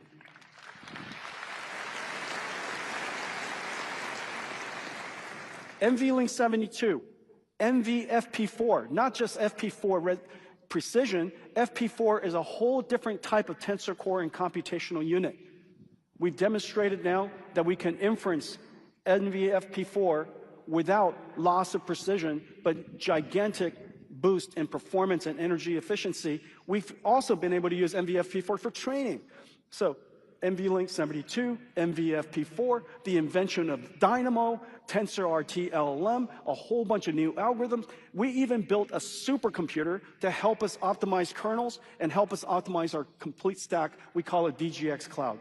We invested billions of dollars of supercomputing capability, help us create the kernels, the software that made inference possible. Well, the results all came together, and people used to tell me, but Jensen, inference is so easy. Inference is the ultimate hard. Inference is ultimate hard. It is also ultimate important because it drives your revenues. And so this is the outcome. This is from semi-analysis. This is the largest, most comprehensive sweep of AI inference that has ever been done. And what you see here on the left, on this side, is tokens per watt. Tokens per watt is important because every data center, every single factory, by definition, is power constrained. A 1 gigawatt factory will never become 2. It's physically constrained. The laws of atoms, the laws of physicality. And so that 1 gigawatt of data center, you want to drive the maximum number of tokens, which is the production, the product of that factory. So you want to be on top of that curve as high as you want. The x-axis is the interactivity, the speed of inference, the speed of each inference. The faster you can inference, the faster you could, of course, respond. But very importantly, the faster you can inference, the larger the models, the more context you can process, the more tokens you can think through. This axis is the same as smartness of the AI. And so this is the throughput of the AI. This is the smartness of the AI. Notice, the smarter the AI, the lower your throughput. Makes sense. You're thinking longer. Okay? And so this axis is the speed, and I'm going to come back to this. This is important. This is where I torture all of you. But it's too important. Every CEO in the world, you watch, every CEO in the world will study their business from now on in the way I'm about to describe. Because this is your token factory. This is your AI factory. This is your revenues. There's no question about that going forward. And so this is the throughput. This is the intelligence. Better perf per watt for a given power of data center, the more throughput, the more tokens you can produce. On this side is cost. Notice, Nvidia is the highest performance in the world. Nobody would be surprised by that. They would be surprised by the fact that in one generation, whereas Moore's law would have given us, through transistors, 50%, 2 times, Moore's law would probably give us 1.5 times more performance. You would have expected from Hopper H200, 1.5 times higher. Nobody would have expected 35 times higher. I said last year at this time that NVIDIA's Grace Blackwell NVLink 72 was 35 times perf per watt. Nobody believed me. And then semi-analysis came out, and Dylan Patel had a quote. He accused me of sandbagging. He accused me of sandbagging. He says, Jensen sandbagged. It's actually 50 times. And he's not wrong. He's not wrong. And so our cost per token,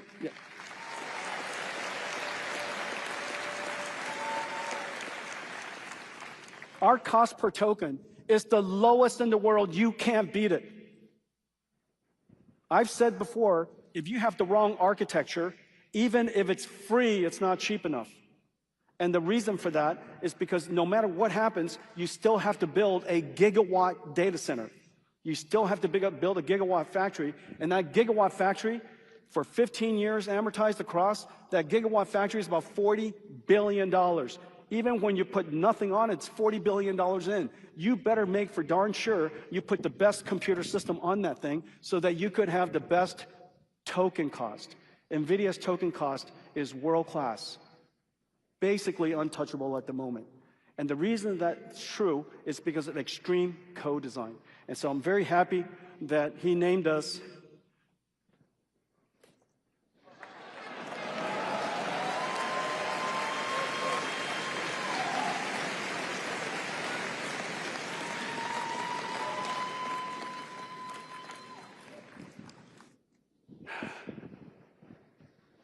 there was a monkey king, token king. Well, we take all of our softwares, and as I told you, we vertically integrate, but we horizontally open. We're vertical integration, horizontal open. We integrate all of our software and all of our technology, however we could package it up and integrate it into the world's inference service providers. And these companies are growing so fast. They're growing so fast. Fireworks, Lynn is here, Together, they're just growing so incredibly fast. 100 times in the last year. They are token factories. And the effectiveness, the performance, and the token cost production capability for their factories is everything to them. And this is what happened. We updated their software, same system, and notice their token speeds, incredible. The difference before NVIDIA updated everything and all of our algorithms and software and all the technology that we bring to bear, about 700 tokens per second average went to nearly 5,000, 7 times higher. And so this is the incredible power of extreme co-design. I mentioned earlier the importance of factories. This is the importance of factory. Your data center, it used to be a data center for files. It's now a factory to generate tokens. Your factory is limited no matter what. Everybody's looking for land, power, and shell. Once you build it, you are power limited. Within that power limited infrastructure, you better make for darn sure that your inference, because you know inference is your workload and tokens is your new commodity, that compute is your revenues, that you want to make sure that the architecture is as optimized as you can. In the future, every single CSP, every single computer company, every single cloud company, every single AI company, every single company, period, are going to be thinking about their token factory effectiveness. This is your factory in the future. And the reason why I know that is because everybody in this room is powered by intelligence. And in the future, that intelligence will be augmented by tokens. So let me show you how we got here. On April 6, 2016, a decade ago, we introduced DGX-1, the world's first computer designed for deep learning. 8 Pascal GPUs connected with the first generation NVLink, 170 teraflops in one computer, the world's first computer designed for AI researchers. With Volta, we introduced NVLink Switch, 16 GPUs connected with full all-to-all bandwidth, operating as one giant GPU. A giant step forward, but model sizes continued to grow. The data center needed to become a single unit of computing, so Mellanox joined Nvidia. In 2020, DGX A100 SuperPod became the first GPU supercomputer combining scale-up and scale-out architecture. NVLink 3 for scale-up, Connect X6, and Quantum InfiniBand for scale-out. Then Hopper, the first GPU with the FP8 transformer engine that launched the generative AI era. NVLink 4, Connect X7, Bluefield 3 DPUs, second generation Quantum InfiniBand. It revolutionized computing. Blackwell redefined AI supercomputing system architecture with NVLink 72. 72 GPUs connected by NVLink Spine. 130 terabytes per second of all-to-all bandwidth. Compute trays integrate Blackwell GPUs, Grace CPUs, Connect X8, and Bluefield 3. Scale-out runs over Spectrum 4 Ethernet. With 3 scaling laws in full steam, pre-training, post-training, and inference, and now agentic systems, compute demand continues to grow exponentially. And now, Vera Rubin. Architected for every phase of agentic AI, advancing every pillar of computing, including CPU, storage, networking, and security. Vera Rubin NVLink 72, 3.6 exaflops of compute, 260 terabytes per second of all-to-all NVLink bandwidth. The engine supercharging the era of agentic AI, the Vera CPU rack, designed for orchestration and agentic workflows. The STX rack, AI native storage built with Bluefield 4. Scale out with Spectrum X co-packaged optics, increasing energy efficiency and resiliency. And an incredible new addition, the Grok 3 LPX rack. Tightly connected to Vera Rubin, Grok's LPU's massive on-chip SRAM, a token accelerator to the already incredibly fast Vera Rubin. Together, 35 times more throughput per megawatt. The new Vera Rubin platform, 7 chips, 5 rack-scale computers, 1 revolutionary AI supercomputer for agentic AI. 40 million times more compute in just 10 years.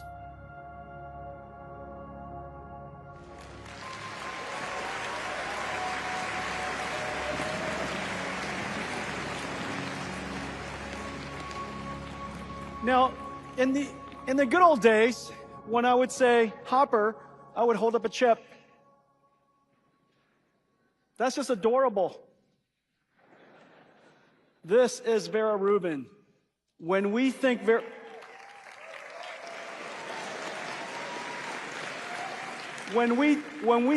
Rubin, we think the entire system, vertically integrated, completely with software, extended end-to-end, optimized as one giant system.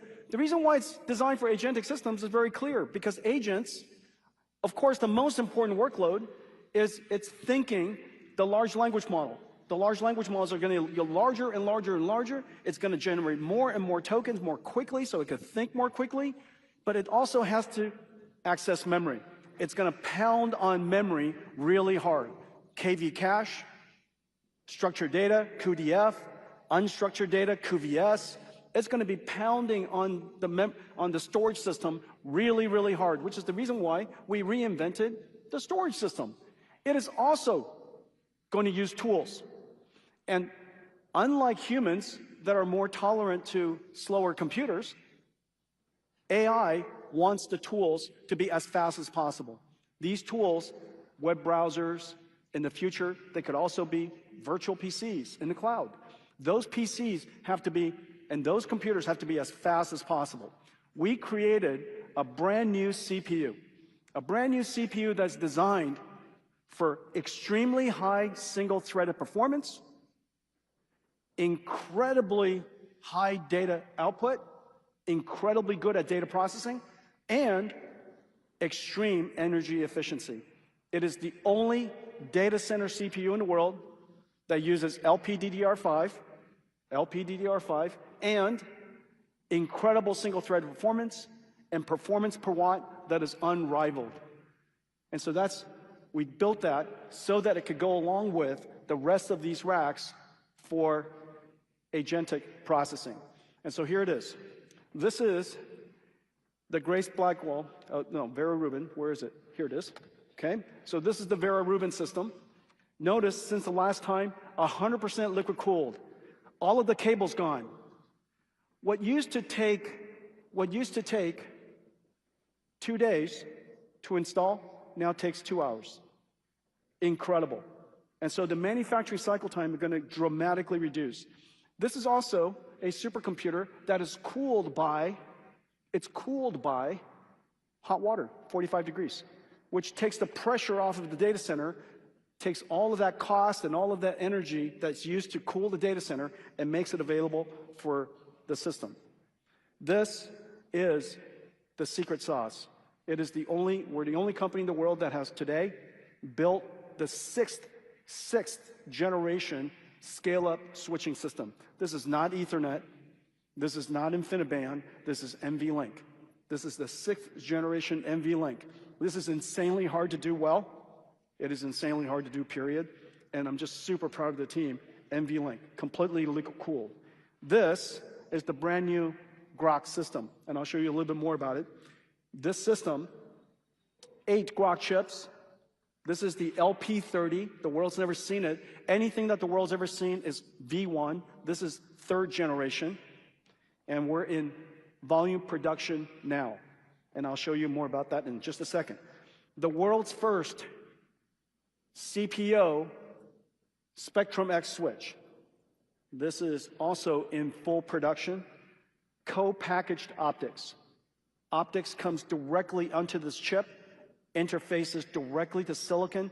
Electrons get translated to photons, and it gets directly connected to this chip. We invented the process technology with TSMC. We're the only one in production with it today. It's called CUDA. It's completely revolutionary. Nvidia is in full production with Spectrum X. This is the Vera system, twice the performance per watt of any CPUs in the world today. It is also in production. Well, you know, we never thought we would be selling CPUs standalone. We are selling a lot of CPUs standalone. This is already, for sure, going to be a multi-billion-dollar business for us. So I'm very, very pleased with our CPU architects. We've designed a revolutionary CPU. And this is the CX9 powered with Vera CPU, the Bluefield 4 STX, our new storage platform. Okay, so these are the racks. And it's connected, each one of these racks, the NVLink rack, this is, I've shown you guys this before, it's just super heavy. It seems to get heavier every year, because I think there's just more cables in there every year. And so this is the NVLink rack. We've also taken this technology because it is so efficient to create a data center with these cabling systems, structured cables. So we decided to do that for Ethernet. So this is Ethernet 256 liquid-cooled nodes in one rack, and it is also connected with these incredible connectors. You guys want to see Rubin Ultra?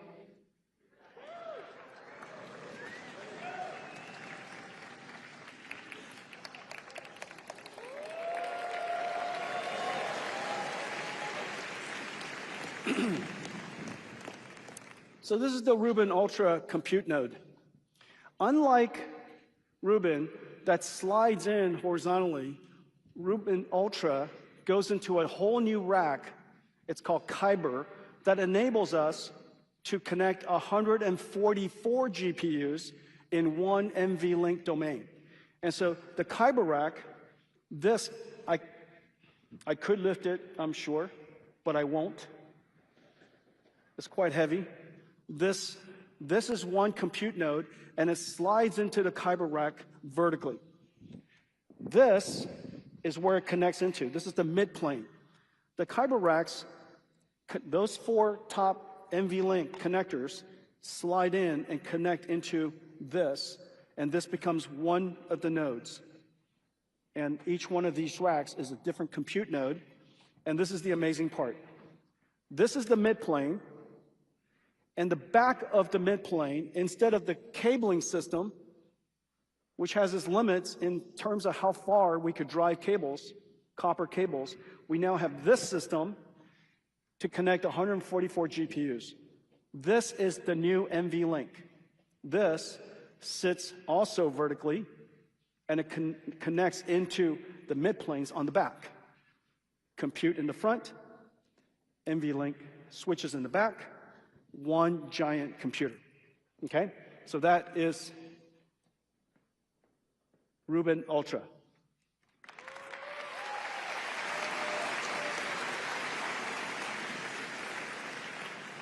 As I mentioned,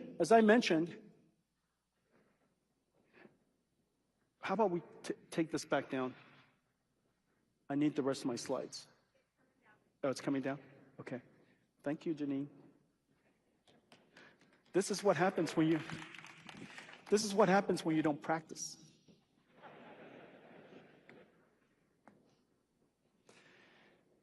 Okay, all right, so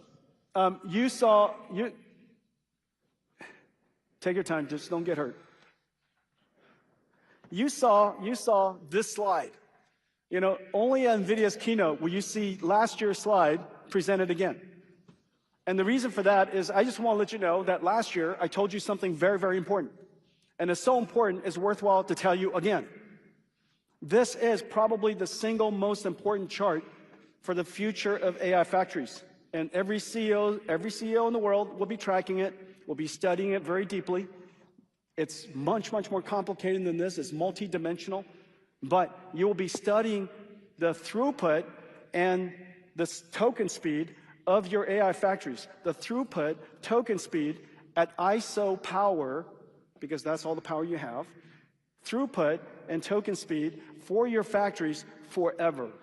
And that analysis is going to lead directly to your revenues.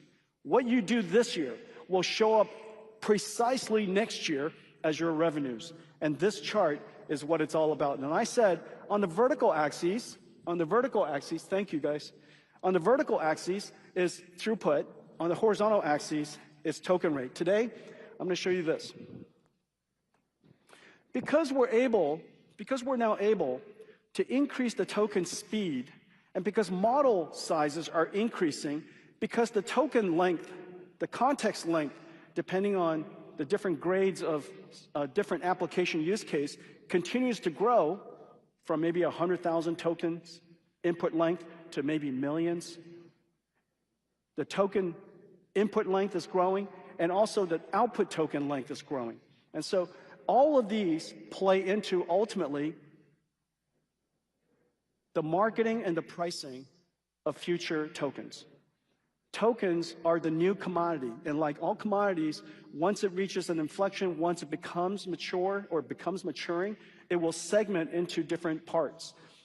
The high throughput, low speed could be used for the free tier. The next tier could be the medium tier. Larger model maybe, higher speed for sure, larger input context length. That translates to a different price point. You could see from all the different services, this one is free, it's a free tier. The first tier could be $3 per million tokens. The next tier could be $6 per million tokens. You would like to be able to keep pushing this boundary because the larger the model, smarter. The more input token context length, more relevant. The higher the speed, the more you can think and iterate, smarter AI models. So this is about smarter AI models. And when you have smarter AI models, each one of these clicks allows you to increase the price. So this is $45. And maybe one day there'll be a premium model that allows you, a premium service that allows you to generate token speeds that are incredibly high because you're in a critical path, or maybe you're doing really long research, and $150 per million tokens is just not a thing. So let's translate that. Suppose you were to use 50 million tokens per day as a researcher at $150 per million tokens. As it turns out, as a research team, that's not even a thing. So we believe that this is the future. This is where AI wants to go. This is where it is today. It had to start here to establish the value and establish its usefulness and get better and better and better. In the future, you're going to see most services encompass all of that. This is Hopper. Hopper started, and I moved the chart. This is 50, this is 100. Hopper looks like this. And you would have expected Hopper, the next generation, to be higher, but nobody would have expected it to be that much higher. This is Grace Blackwell. What Grace Blackwell did is, at your free tier, increase your throughput tremendously. However, where you mostly monetize your service, it increased your throughput by 35 times. This is no different than any product that every company makes. The higher the tier, the higher the quality, the higher the performance, the lower the volume, the lower the capacity. And so it is no different than any other business in the world. And so now we're able to increase this tier by 35x. And we introduced a whole new tier. This is the benefit of Grace Blackwell, a huge jump over Hopper. Well, this is what we're doing with. Okay, so this is Grace Blackwell. Okay, let me just reset this. And this is Vera Rubin. Okay?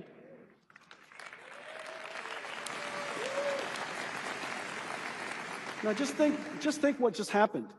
At every single tier, we increase the throughput. And at the tier where your highest ASP and your most valuable segment, we increased it by 10x. That is the hard work. This is incredibly hard to do out here. This is the benefit of NVLink 72. This is the benefit of extremely low latency. This is the benefit of extreme co-design, that we could shift the entire area up. Now, what does it mean from a customer perspective in the end?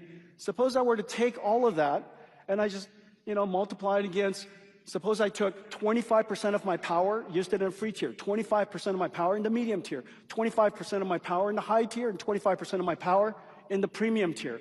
My data center only has 1 gigawatt.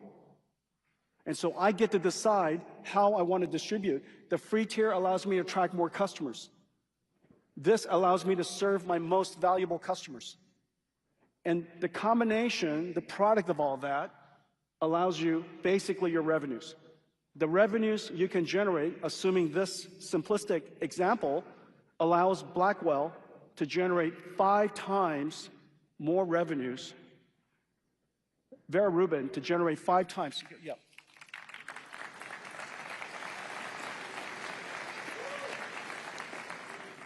So Vera Rubin, you should get there as soon as you can.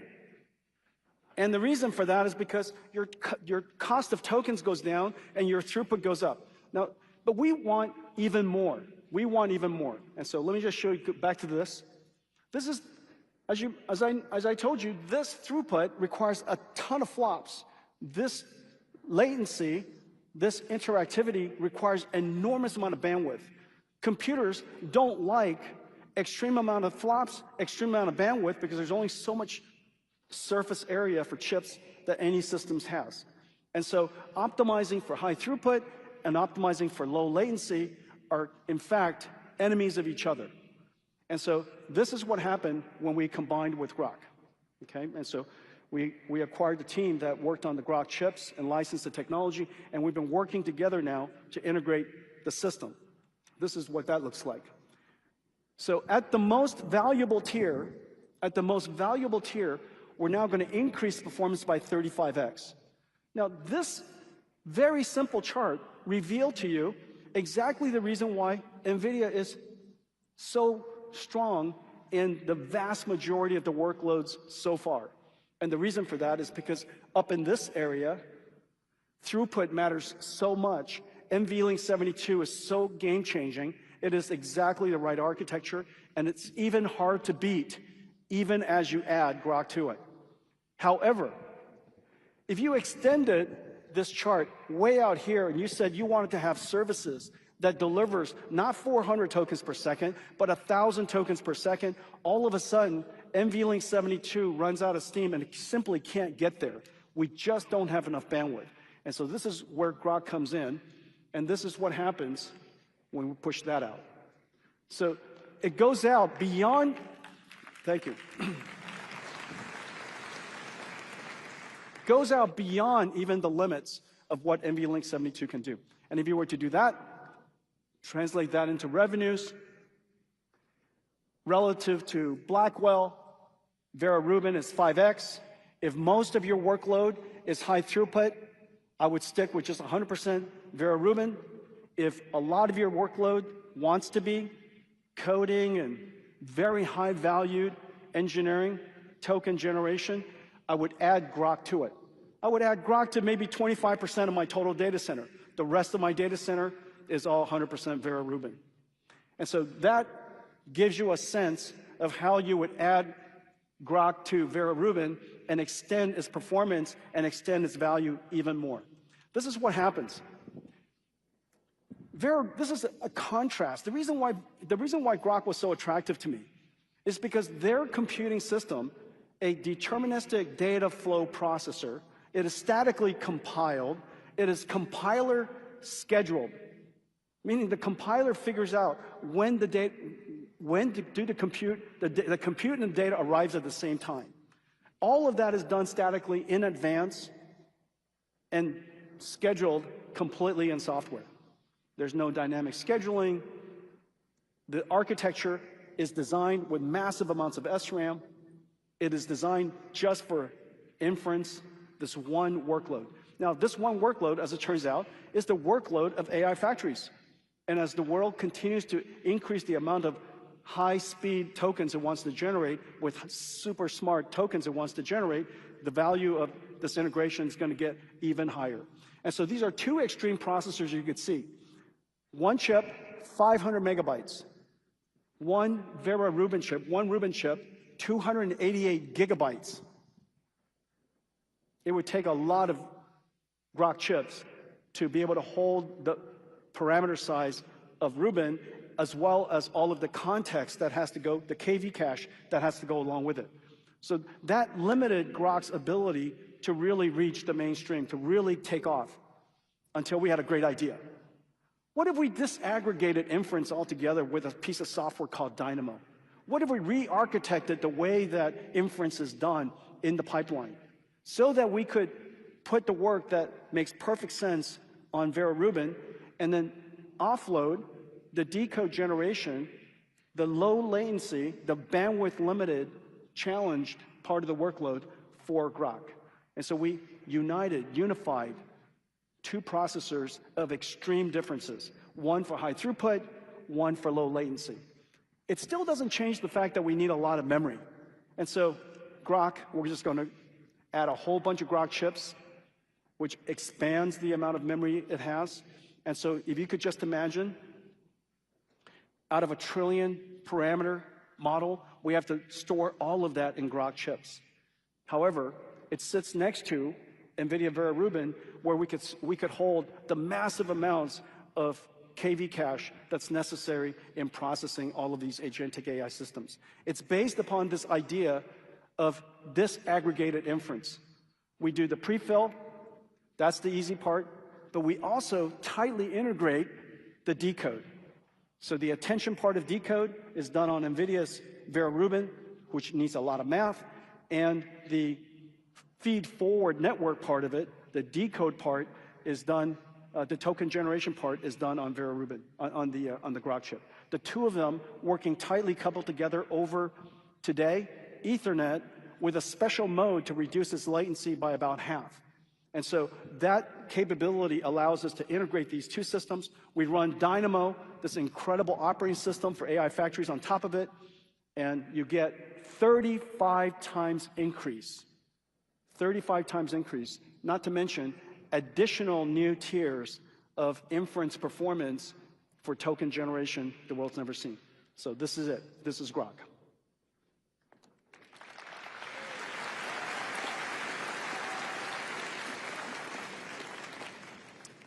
The Vera Rubin systems, including Grok, I want to thank Samsung, who manufactures the Grok LP30 chip for us, and they're cranking as hard as they can. I really appreciate you guys. We're in production with the Grok chip, and you know, we'll ship it in the second half, probably about Q3 timeframe. Okay? Grok LPX.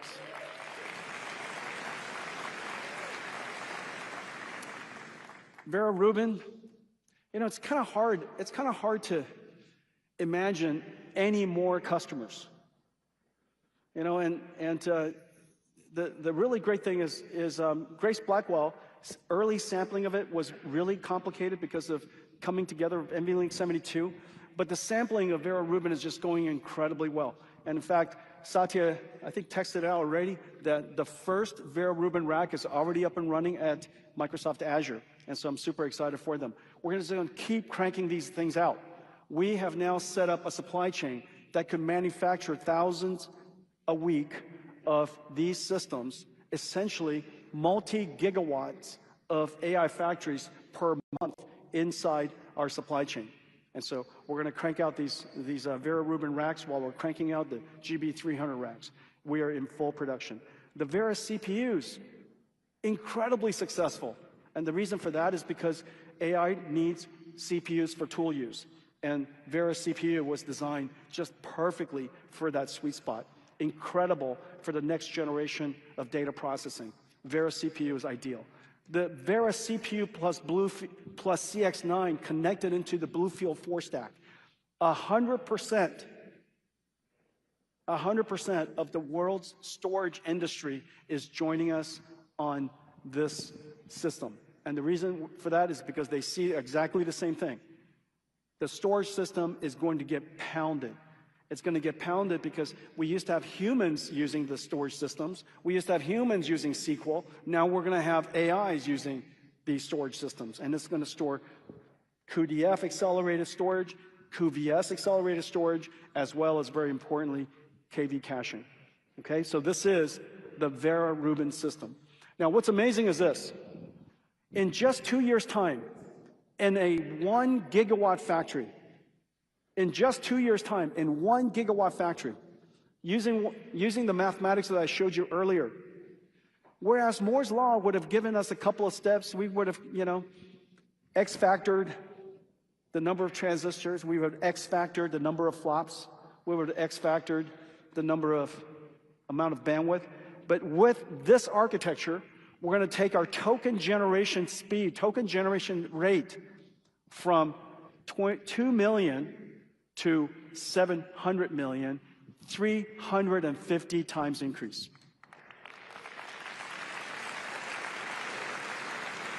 This is the power of extreme co-design. This is what I mean when we integrate and optimize vertically, but then we open it horizontally for everybody to enjoy. This is our roadmap. Very quickly, Blackwell is here, the Oberon system. In the case of Rubin, we have the Oberon system. We're always backwards compatible so that if you wanted to not change anything and just keep on moving through with the new architecture, you could do so. The old system, the standard rack system, Oberon, still available. Oberon is copper scale up, and with Oberon, we could also use optical scale out, or excuse me, optical scale up to expand to NVLink 576. Okay? And so there's a lot of conversation about, is NVIDIA going to copper scale up or optical scale up? We're going to do both. So we're going to have NVLink 144 with Kyber, and then with Oberon, we're going to NVLink 72 plus optical to get to NVLink 576. The next generation of Rubin, with Rubin Ultra, we have the Rubin Ultra chip, which is coming, which is taping out, and we have a brand new chip, LP35. LP35 will, for the first time, incorporate NVIDIA's NVFP4 computing structure. Give you another few X factor speed up. Okay, and so this is Oberon, NVLink 72, optical scale up, and it uses Spectrum 6, the world's first co-packaged optical, and all of this is in production. The next generation from here is Feynman. Feynman has a new GPU, of course. It also has a new LPU, LP40, big step up, incredible, incredible new technology.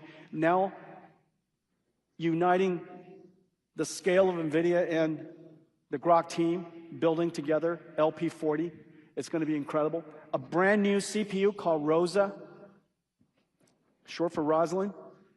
Bluefield 5, which connects the next CPU with the next Super NIC, CX10. We will have Kyber, which is copper scale up. We will also have Kyber CPO scale up. So for the first time, we will scale up with both copper and co-packaged optics. Okay? And so a lot of people have been asking, you know, Jensen, is copper going to still be important? The answer is yes. Jensen, are you going to scale up optical? Yes. Are you going to scale out optical? Yes. And so for everybody who's in our ecosystem, we need a lot more capacity. And that's really the key. We need a lot more capacity for copper. We need a lot more capacity for optics. We need a lot more capacity for CPO. And that's the reason why we've been working with all of you to lay the foundation for this level of growth. And so Feynman will have all of that. Let me see if I missed everything. That's it. Every single year, brand new architecture. Very quick.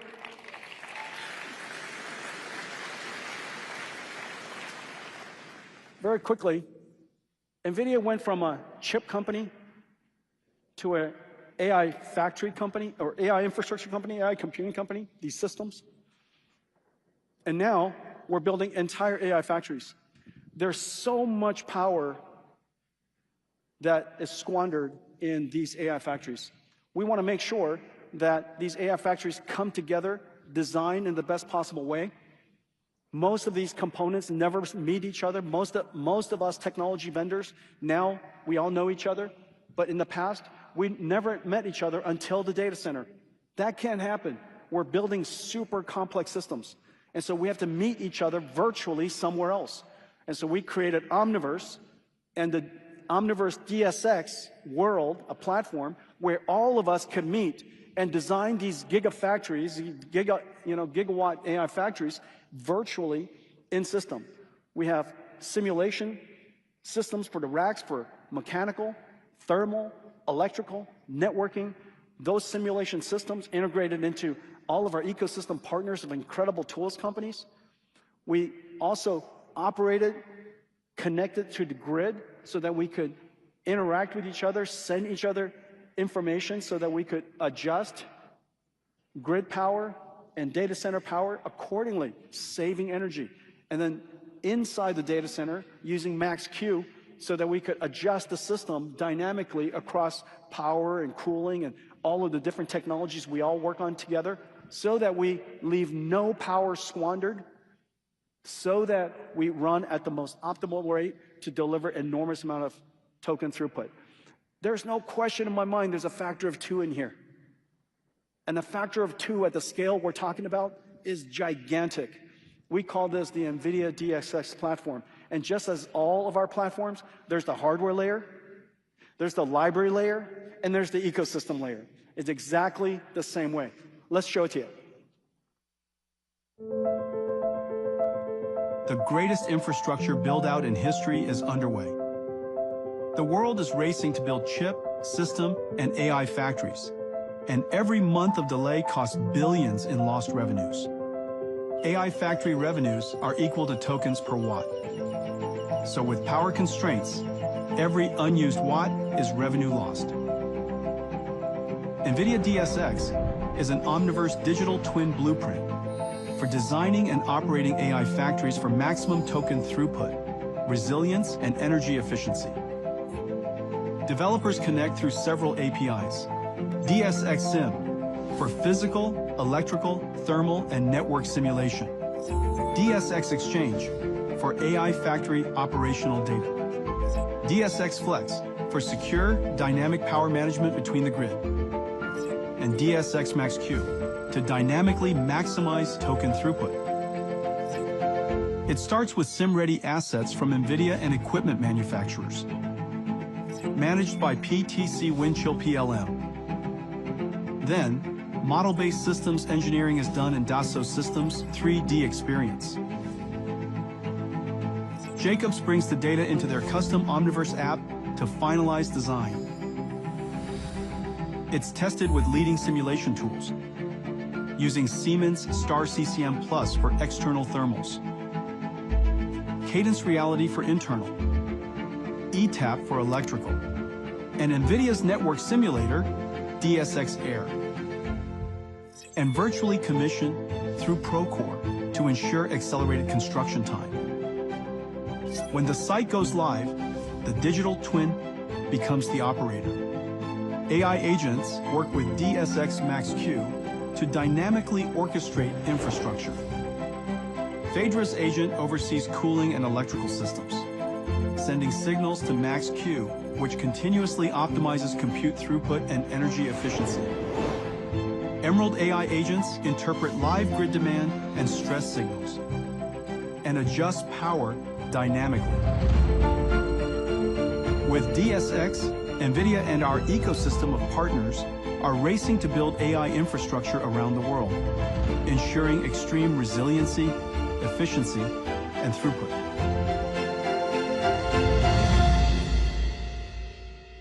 It's incredible, right? Well, Omniverse was designed to hold the world's digital twin, starting from the Earth. And it's going to hold digital twins of all sizes. And so we have just such a great ecosystem of partners. I want to thank all of you. All of these companies are brand new to our world. We didn't know many of you just a couple of years ago. And now we're working so close together to work on and build together the largest computer the world's ever seen, and also to do it at planetary scale. So NVIDIA DSX is our new AI factory platform.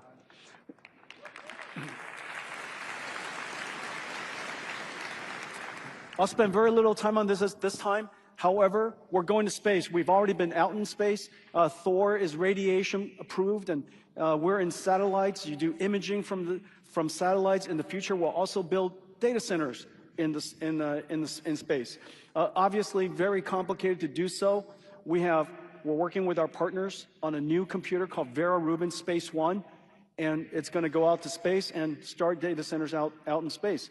Now, of course, in space, there's no conduction, there's no convection, there's just radiation. And so we have to figure out how to cool these systems out in space. But we've got lots of great engineers working on it.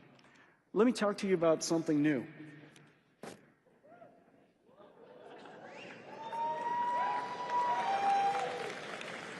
So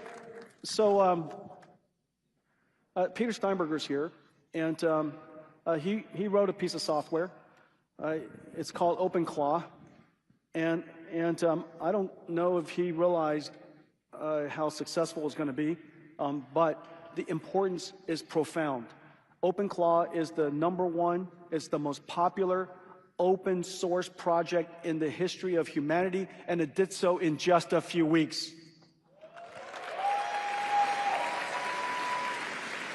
It exceeded what Linux did in 30 years.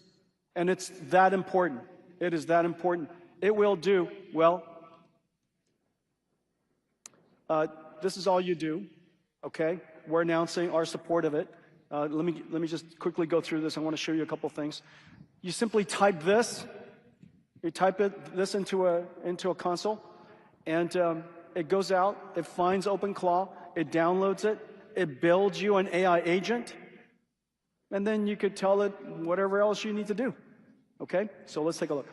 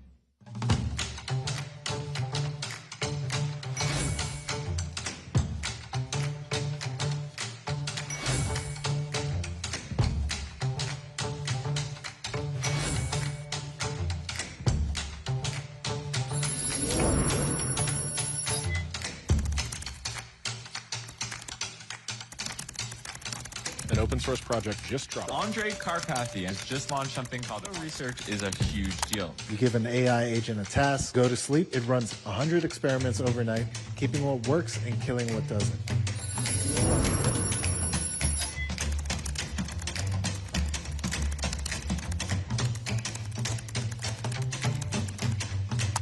I really love what my stuff enables that person to do. And we had like one guy, he told me like he installed it at his 60-year-old dad, and like they made beer, connected the machine via Bluetooth to OpenClaw, and then we automated everything, including the whole website for people to order. Lobsterlager fertig sein.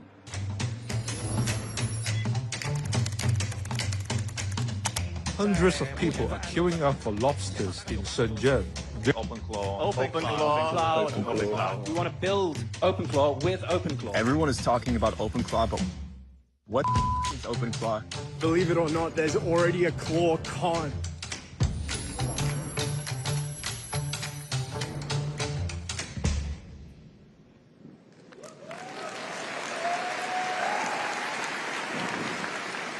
Incredible.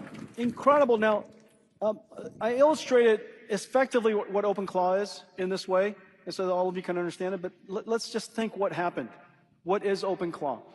It connects, it's an agentic system. It calls and connects to large language models. So the first thing it has resources that it manages. It could access tools, it could access file systems, it could access large language models. It's able to do scheduling. It's able to do cron jobs.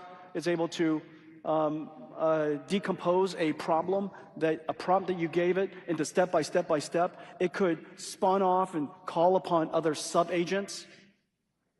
It has I/O. You could talk to it in any modality you want. You could wave at it and it understands you. You could talk to any modality you want. It sends you messages. It texts you, sends you email. So it's got I/O. What else does it have? Well, based on that, you could say, in fact, it's an operating system. I've just used the same syntax that I would describe an operating system. OpenClaw has open sourced essentially the operating system of agentic computers. It is no different than how Windows made it possible for us to create personal computers. Now OpenClaw has made it possible for us to create personal agents. The implication is incredible. The implication is incredible. First of all, the adoption says something, all in itself. However, the most important thing is this. Every single company now realize, every single company, every single software company, every single technology company, for the CEOs, the question is, what's your OpenClaw strategy? Just as we need to all have a Linux strategy, we all needed to have an HTTP, HTML strategy, which started the internet. We all needed to have a Kubernetes strategy, which made it possible for mobile cloud to happen. Every company in the world today needs to have an OpenClaw strategy, an agentic system strategy. This is the new computer. Now, this is just the exciting part. This is enterprise IT before OpenClaw, and I mentioned earlier, the way enterprise IT works, and the reason why it's called data centers is because these large rooms, these large buildings held data, held the files of people, the structured data of business. It would pass through software that has tools and systems of records and all kinds of workflow that's codified into it, and that turns into tools that humans would use. Digital workers would use. That is the old IT industry. Software companies creating tools, saving files, and of course, GSI's consultants that help companies figure out how to use these tools and integrate these tools. These tools are incredibly valuable for governance and security and privacy and compliance, and all of that continues to be true. It's just that post-OpenClaw, post-agentic, this is what it's going to look like. This is the extraordinary part. Every single IT company, every SaaS company will become a gas company. No question about it. Every single SaaS company will become a gas company, an agentic as a service company. And what's amazing is this, OpenClaw gave the industry exactly what it needed at exactly the time. Just as Linux gave the industry exactly what it needed at exactly the time. Just as Kubernetes showed up at exactly the right time. Just as HTML showed up. It made it possible for the entire industry to grab onto this open source stack and go do something with it. There's just one catch. Agentic systems in the corporate network can have access to sensitive information, it can execute code, and it can communicate externally. Just say that out loud, okay? Think about it. Access sensitive information, execute code, communicate externally. You could, of course, access employee information, access supply chain, access finance information, sensitive information, and send it out, communicate externally. Obviously, this can't possibly be allowed. And so what we did was we worked with Peter. We took some of the world's best security and computing experts, and we worked with Peter to make OpenClaw enterprise secure and enterprise private capable. And we call that, this is our Nvidia OpenClaw reference for NemoClaw, which is a reference for OpenClaw, and it has all these agentic AI toolkits, and the first part of it is technology we call OpenShell that has now been integrated into OpenClaw. Now it's enterprise ready. This stack with a reference design we call NemoClaw, okay? With a reference stack we call NemoClaw, you could download it, play with it, and you could connect to it the policy engine of all of the SaaS companies in the world. And your policy engines are super important, super valuable. So the policy engines could be connected. NemoClaw or OpenClaw with OpenShell would be able to execute that policy engine. It has a network guardrail. It has a privacy router. And as a result, we could protect and keep the claws from executing inside our company and do it safely. We also added several things to the agentic system. And one of the most important things you want to do with your own custom claws is so that you can have your custom models. And this is NVIDIA's Open Model Initiative. We are now at the frontier of every single domain of AI models. Whether it's Nemotron, Cosmos World Foundation Model, Groot, Artificial General Robotics, humanoid robotics models, Alpamayo for autonomous vehicle, BioNemo for digital biology, Earth-2 for AI physics. We are at the frontier on every single one. Take a look. The world is diverse. No single model can serve every industry. Open Models is one of the largest and most diverse AI ecosystems in the world. Nearly 3 million open models across language, vision, biology, physics, and autonomous systems enable AI builds for specialized domains. Nvidia is one of the largest contributors to open source AI.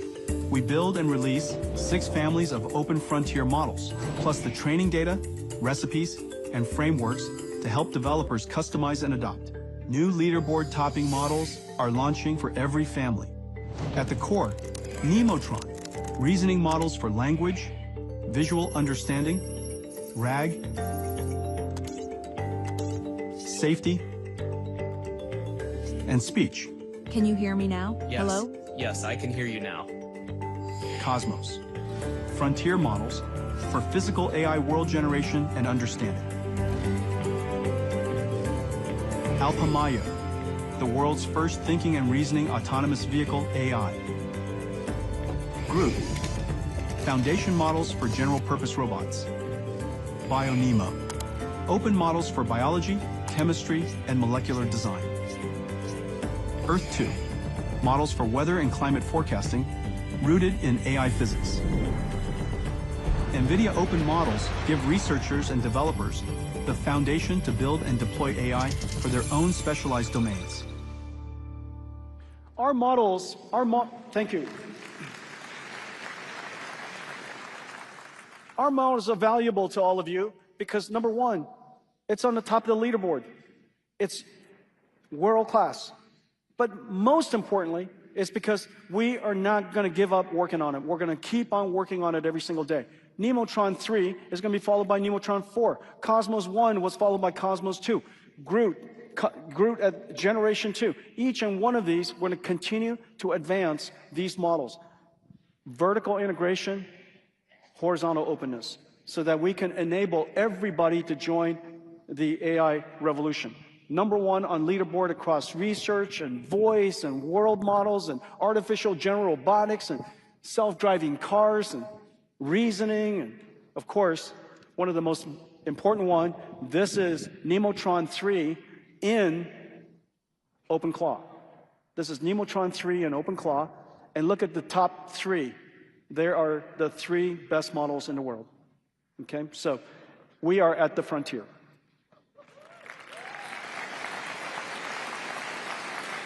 It is also true that we want to create the foundation model so that all of you can fine-tune it and post-train it into exactly the intelligence you need. This is Nemotron 3 Ultra. It is going to be the best base model the world's ever created.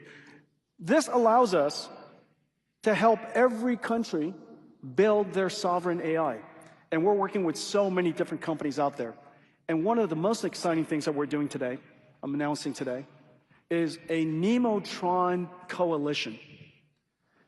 We are so dedicated to this. We have invested billions of dollars of AI infrastructure so that we could develop the core engines for AI that's necessary for all the libraries of inference and so on, but also to create the AI models to activate every single industry in the world. Large language models is really important. Of course it's important. How could human intelligence not be?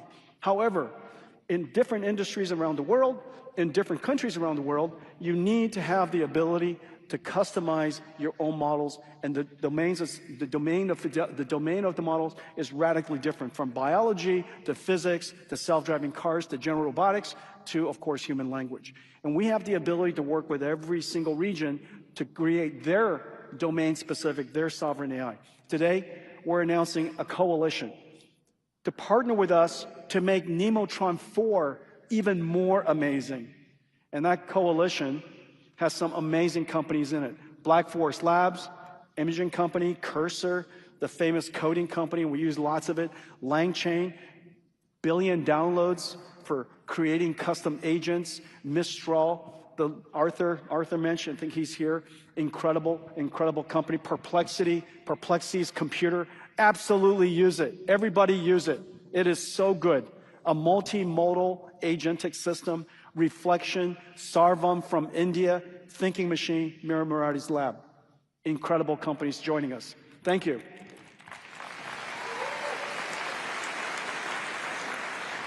I said that every single enterprise company, every single software company in the world needs an agentic systems, need an agent strategy. You need to have an open cloud strategy, and they all agree.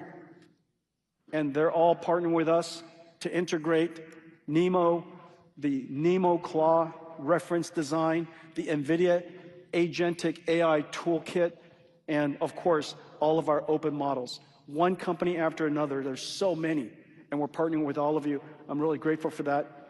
And this is our moment. This is a reinvention. This is a renaissance of the enterprise IT. From what would be a $2 trillion industry, this is going to become a multi-trillion-dollar industry, offering not just tools for people to use, but agents that are specialized in very special domains that you're expert in, that we could rent. I could totally imagine in the future, every single engineer in our company will need an annual token budget.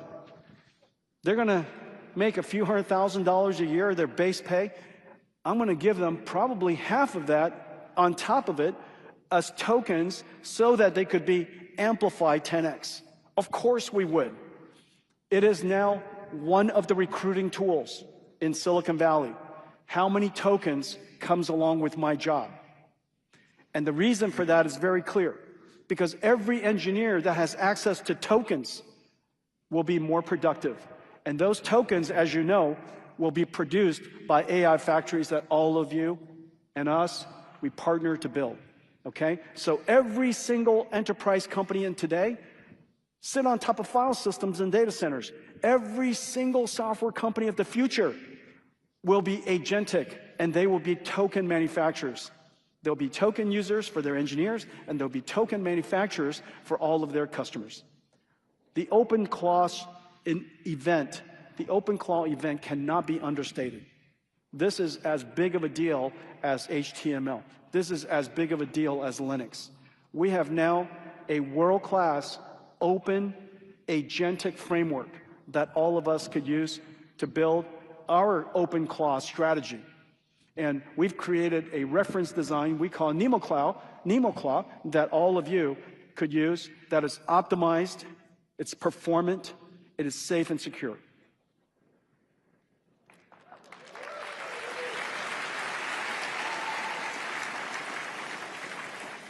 Speaking of agents, as you know, perceive, reason, and act. Most of the agents in the world today that I've spoken about are digital agents. They act in the digital world. They reason, they write software. It's all digital. But we also have been working on physically embodied agents for a long time. We call them robots.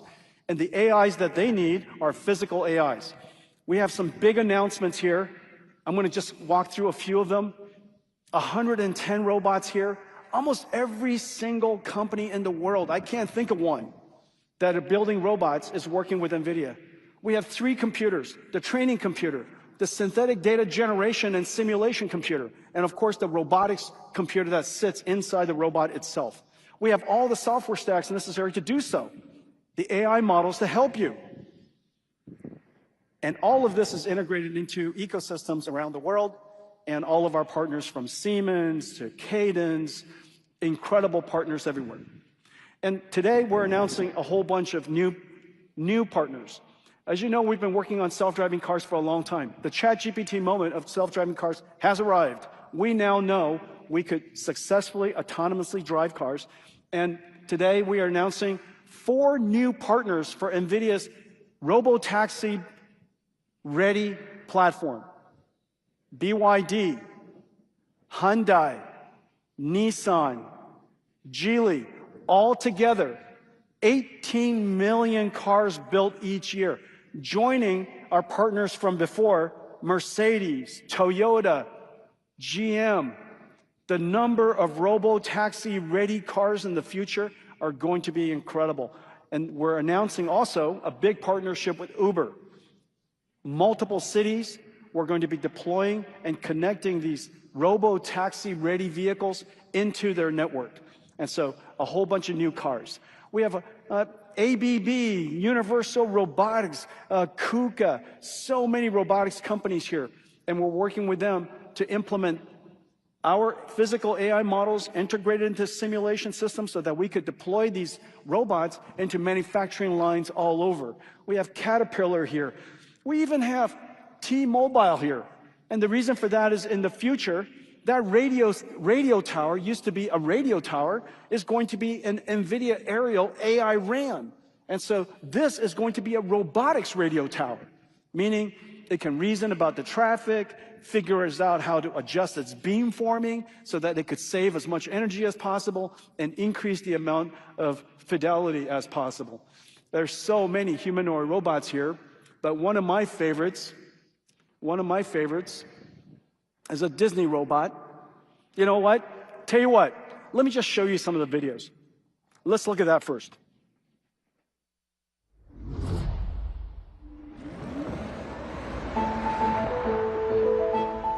The first global rollout of physical AI at scale is here. Autonomous vehicles. And with NVIDIA Alpamayo, vehicles now have reasoning, helping them operate safely and intelligently across scenarios. We ask the car to narrate its actions.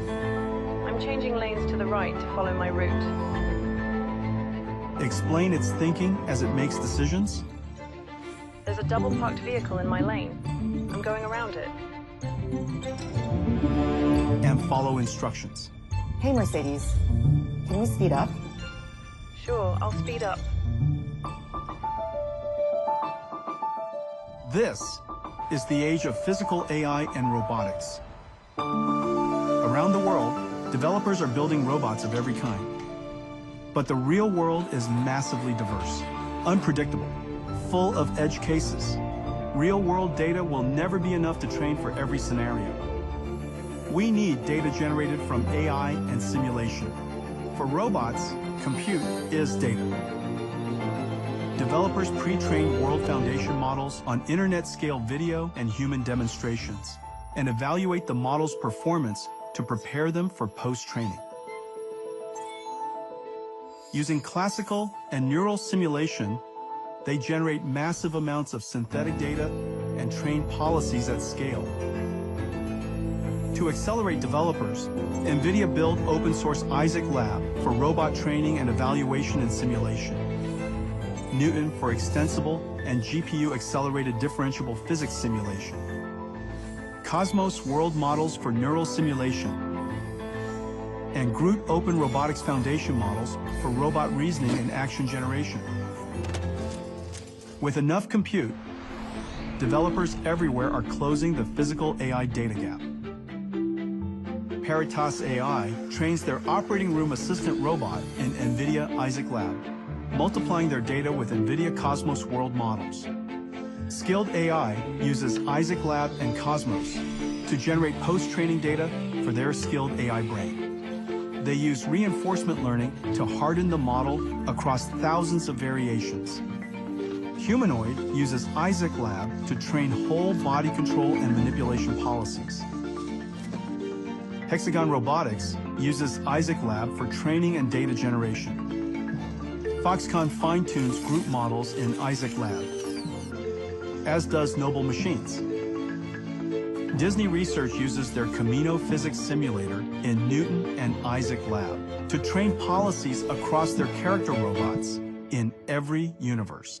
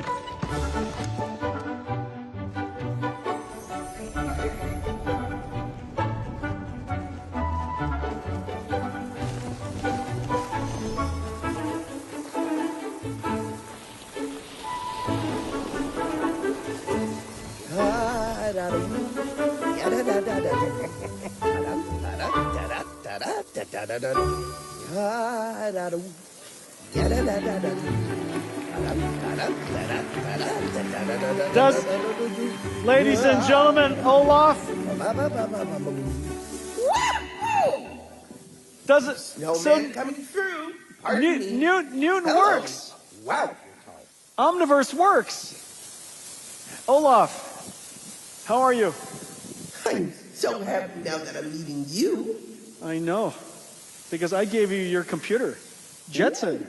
What's that? Well, it's in your tummy. That's gonna be amazing. And you learn how to walk inside Omniverse. I love walking. This is so much better than riding on a reindeer gazing up at a beautiful sky. And it was because of physics, using this Newton solver that runs on top of Nvidia Warp, that we jointly developed with Disney and with DeepMind, that made it possible for you to be able to adapt to the physical world. Check that out. I was just about to say that. That's how smart you are. I'm a snowman, not a snowclopedia. Could you imagine this? The future of Disneyland? All these robots, all these characters wandering around. Oh! You know, I have to admit though, I thought you were going to be taller. I've never seen such a short snowman, to be honest. Nope. Hey, tell you what, you want to help me out? Hooray! Okay. Usually I close the keynote by telling you what I told you. We talked about inference, inflection. We talked about the AI factory. We talked about the open claw agent revolution that's happening. And of course, we talked about physical AI and robotics. But tell you what, why don't we get some friends to help us close it out? Of course. All right, play it. Come on. Terminating simulation.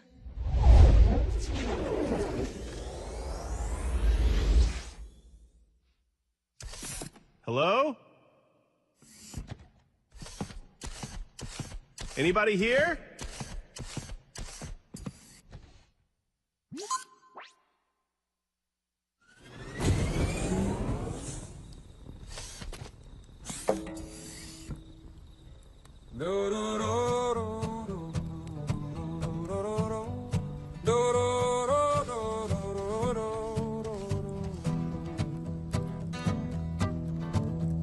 The keynote's over, all was said. Jensen mapped the road ahead.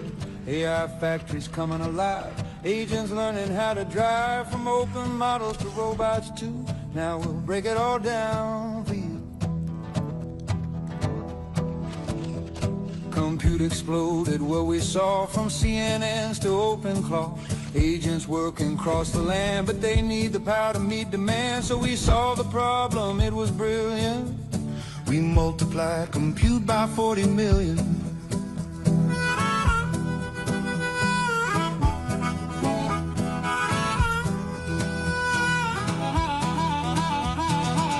so prone in AI. Time training was the paradigm. Sure, it taught the models how, but inference runs the whole world now. Vera showed us who's the boss at 35 times less the cost. Blackwell makes the tokens sing. Nvidia, the inference king. Yeah, our factories once took years, vendors pulling racks and gears, built up slowly piece by piece, no clear way to scale this beast. DSX and Dynamo know what to do, turning power into revenue. Agents used to wait and see, now act autonomously, but if they ever try to stray, safe cross, block and say no way. Nemo claws there to guard the course. And yes, my friends, it's open source.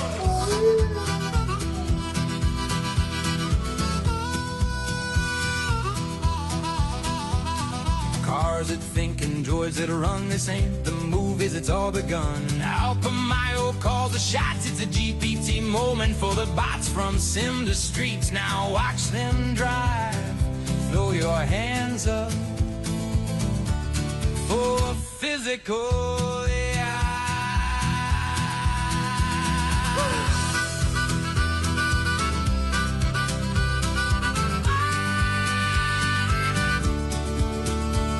Industrial age built what came before, now we build for AI. Even more, Vera Rubin plus Grok make the inference splash. Put them together, now it's raining cash. We build new architecture every year, cause claws keep yelling more tokens here. The AI stacks for all to make, so let us all eat 5-layer cake. The moment's bright, the path is clear, cause open models led us here. When data's missing, there's no dispute, we just generate more with compute. Robots learning without flaw, fueling the force, scaling laws. The future's here, won't you come and see? Welcome all to GTC.